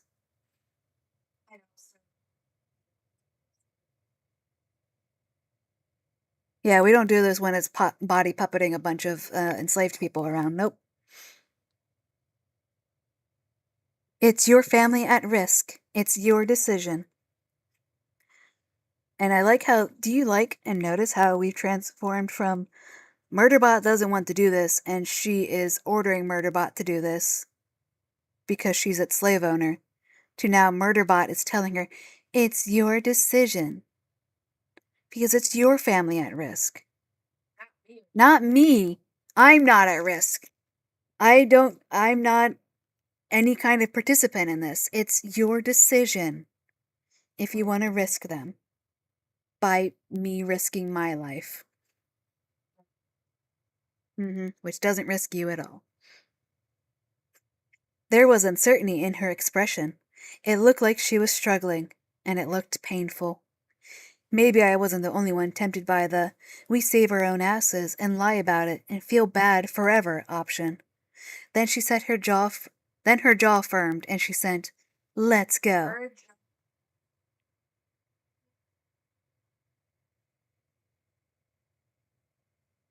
Yes.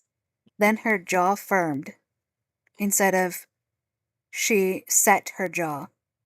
Nope, this is passive protagonist and passive characters and passive construction of sentences in action. Let's go. Okay then, let's fucking go. Emotion check. And parenthesis.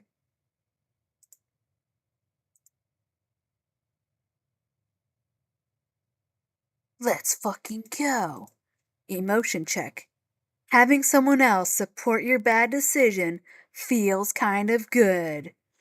End of chapter. Insert music. Sound effects from Adam Does Movie. Yeah. Insert random ass fucking music like the ending of any Alien fucking Earth episode that just comes out of fucking nowhere because this is a rock star moment, guys. Let's fucking go! End of chapter 9. How many things did we? That was 2 hours for one chapter, which is about the average that we're getting. I don't even know how many words are in each chapter, but I do know that this 13 chapter book, according to at least one website, has around 60,000 to maybe 70,000 words. So, yeah, anyways. How many parentheses do we have in this chapter? We have 5, 10, 15, 20, 25, 30, 34, 35, 36, 37. We got 37 parentheses in chapter 9.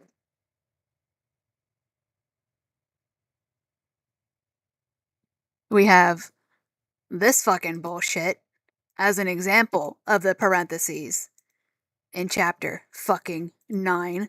It wasn't a long enough distance to worry about getting transportation, so we walked. It wasn't a long enough distance for a human to worry about getting transportation. There were little... You can't even fucking read this because there's no fucking punctuation here. It wasn't a long enough distance for a human to worry about getting transportation. There were little automated vehicles that you could call for transport. So we walked. There's only one comma in this whole ass fucking goddamn sentence. Let me read that for you one more time before we close out the episode. As it's written, because you pause where there's commas. It wasn't a long enough distance for a human to worry about getting transportation. There were little automated vehicles that you could call for transport. So we walked. That's the kind of fucking parentheses and shit we're getting in this goddamn fucking novel. So anyways, we had 37 parentheses in one single chapter. We have established, very weirdly, that the only gender that gets specified in the entire group of people that Leonide wanted Murderbot to rescue, we have a child, we have a juvenile, we have two old people, circa Naja's age, and then we have a female human. A female. Around Farai's age. And also, these people who don't even have names, barely have fucking physical descriptions, they're all dead. Rip to them.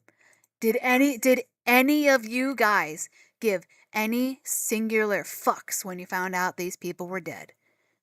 They're space Nazis. They're too old, fucking indeterminate gender, presumably male, because that's what happens when you only specify that there's a female fucking human amongst the group. These guys are dead. Do you give any singular fucks? Were you shocked? Were you dismayed? Or were you just fucking relieved that Murderbot's not gonna have to deal with these fucking dumbasses giving their anime roundtable fucking reactions as Murderbot has to do an even bigger, more ridiculous, more drawn out escort mission?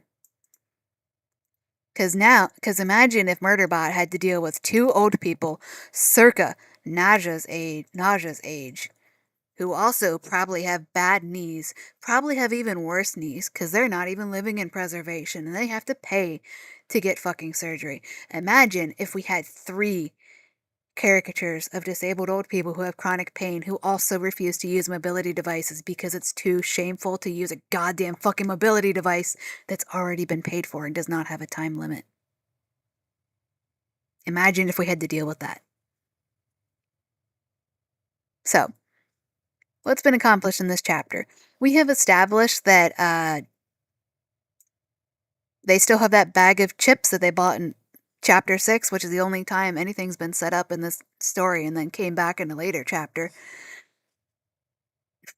We established that Naja's mobility aid is an enslaved robot because she handed a bag to it for it to carry. And we had 37 parentheses. And also we fucking goddamn finally gotten to the other people that Murderbot is supposed to be rescuing. What percent? There's only 3 chapters left in this stupid ass goddamn fucking book. And we're at 64%.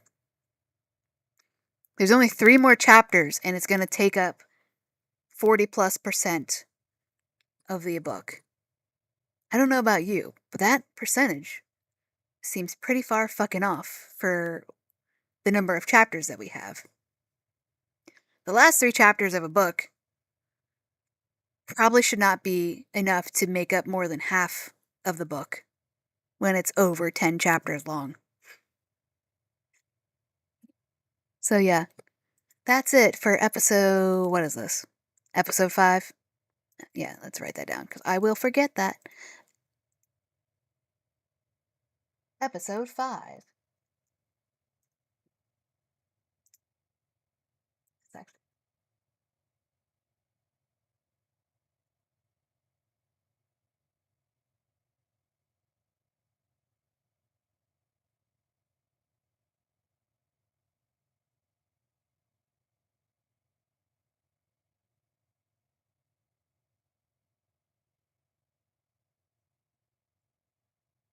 Yeah, just so we have the notes.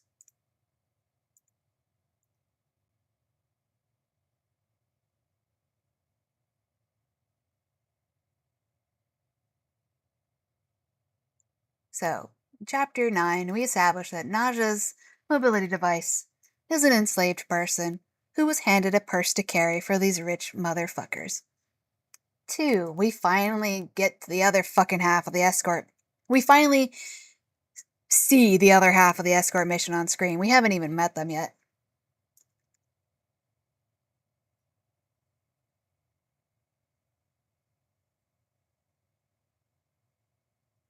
None of this is going to be spelled correctly, but that's too fucking bad.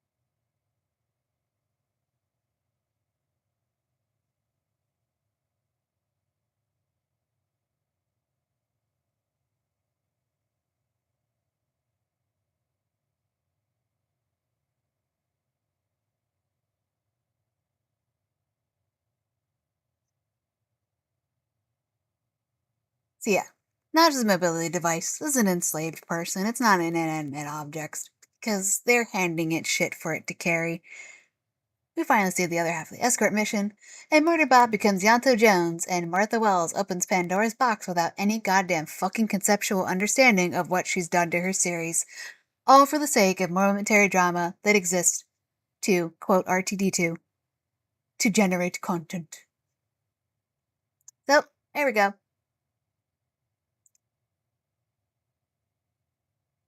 That's it for episode 5. We've only got 3 chapters left, and I'll at least attempt to just read the whole rest of the book in one big ass, probably 6-hour go tomorrow because I'm not at work and it's ridiculously hot out. There we go. Bye bye. If you're somehow watching this and you actually watch the whole thing through, please tell me your honest thoughts. What the fuck did you feel about the reveal that these people are fucking dead? People who have never appeared on screen. They don't even have names. We also randomly mentioned this is totally Leonide's family. Even though we could have had that established when Murderbot first opened up the packets in the beginning. But no, we're just going to get told 60+% in and 70 plus and 80 plus that this is totally Leonide's family. Not even just relatives, immediate family. Because Martha Wells is a bad writer and she comes up with shit on the spot and doesn't actually edit it back in and doesn't do any kind of fucking meaningful drafting thing while writing her fucking books.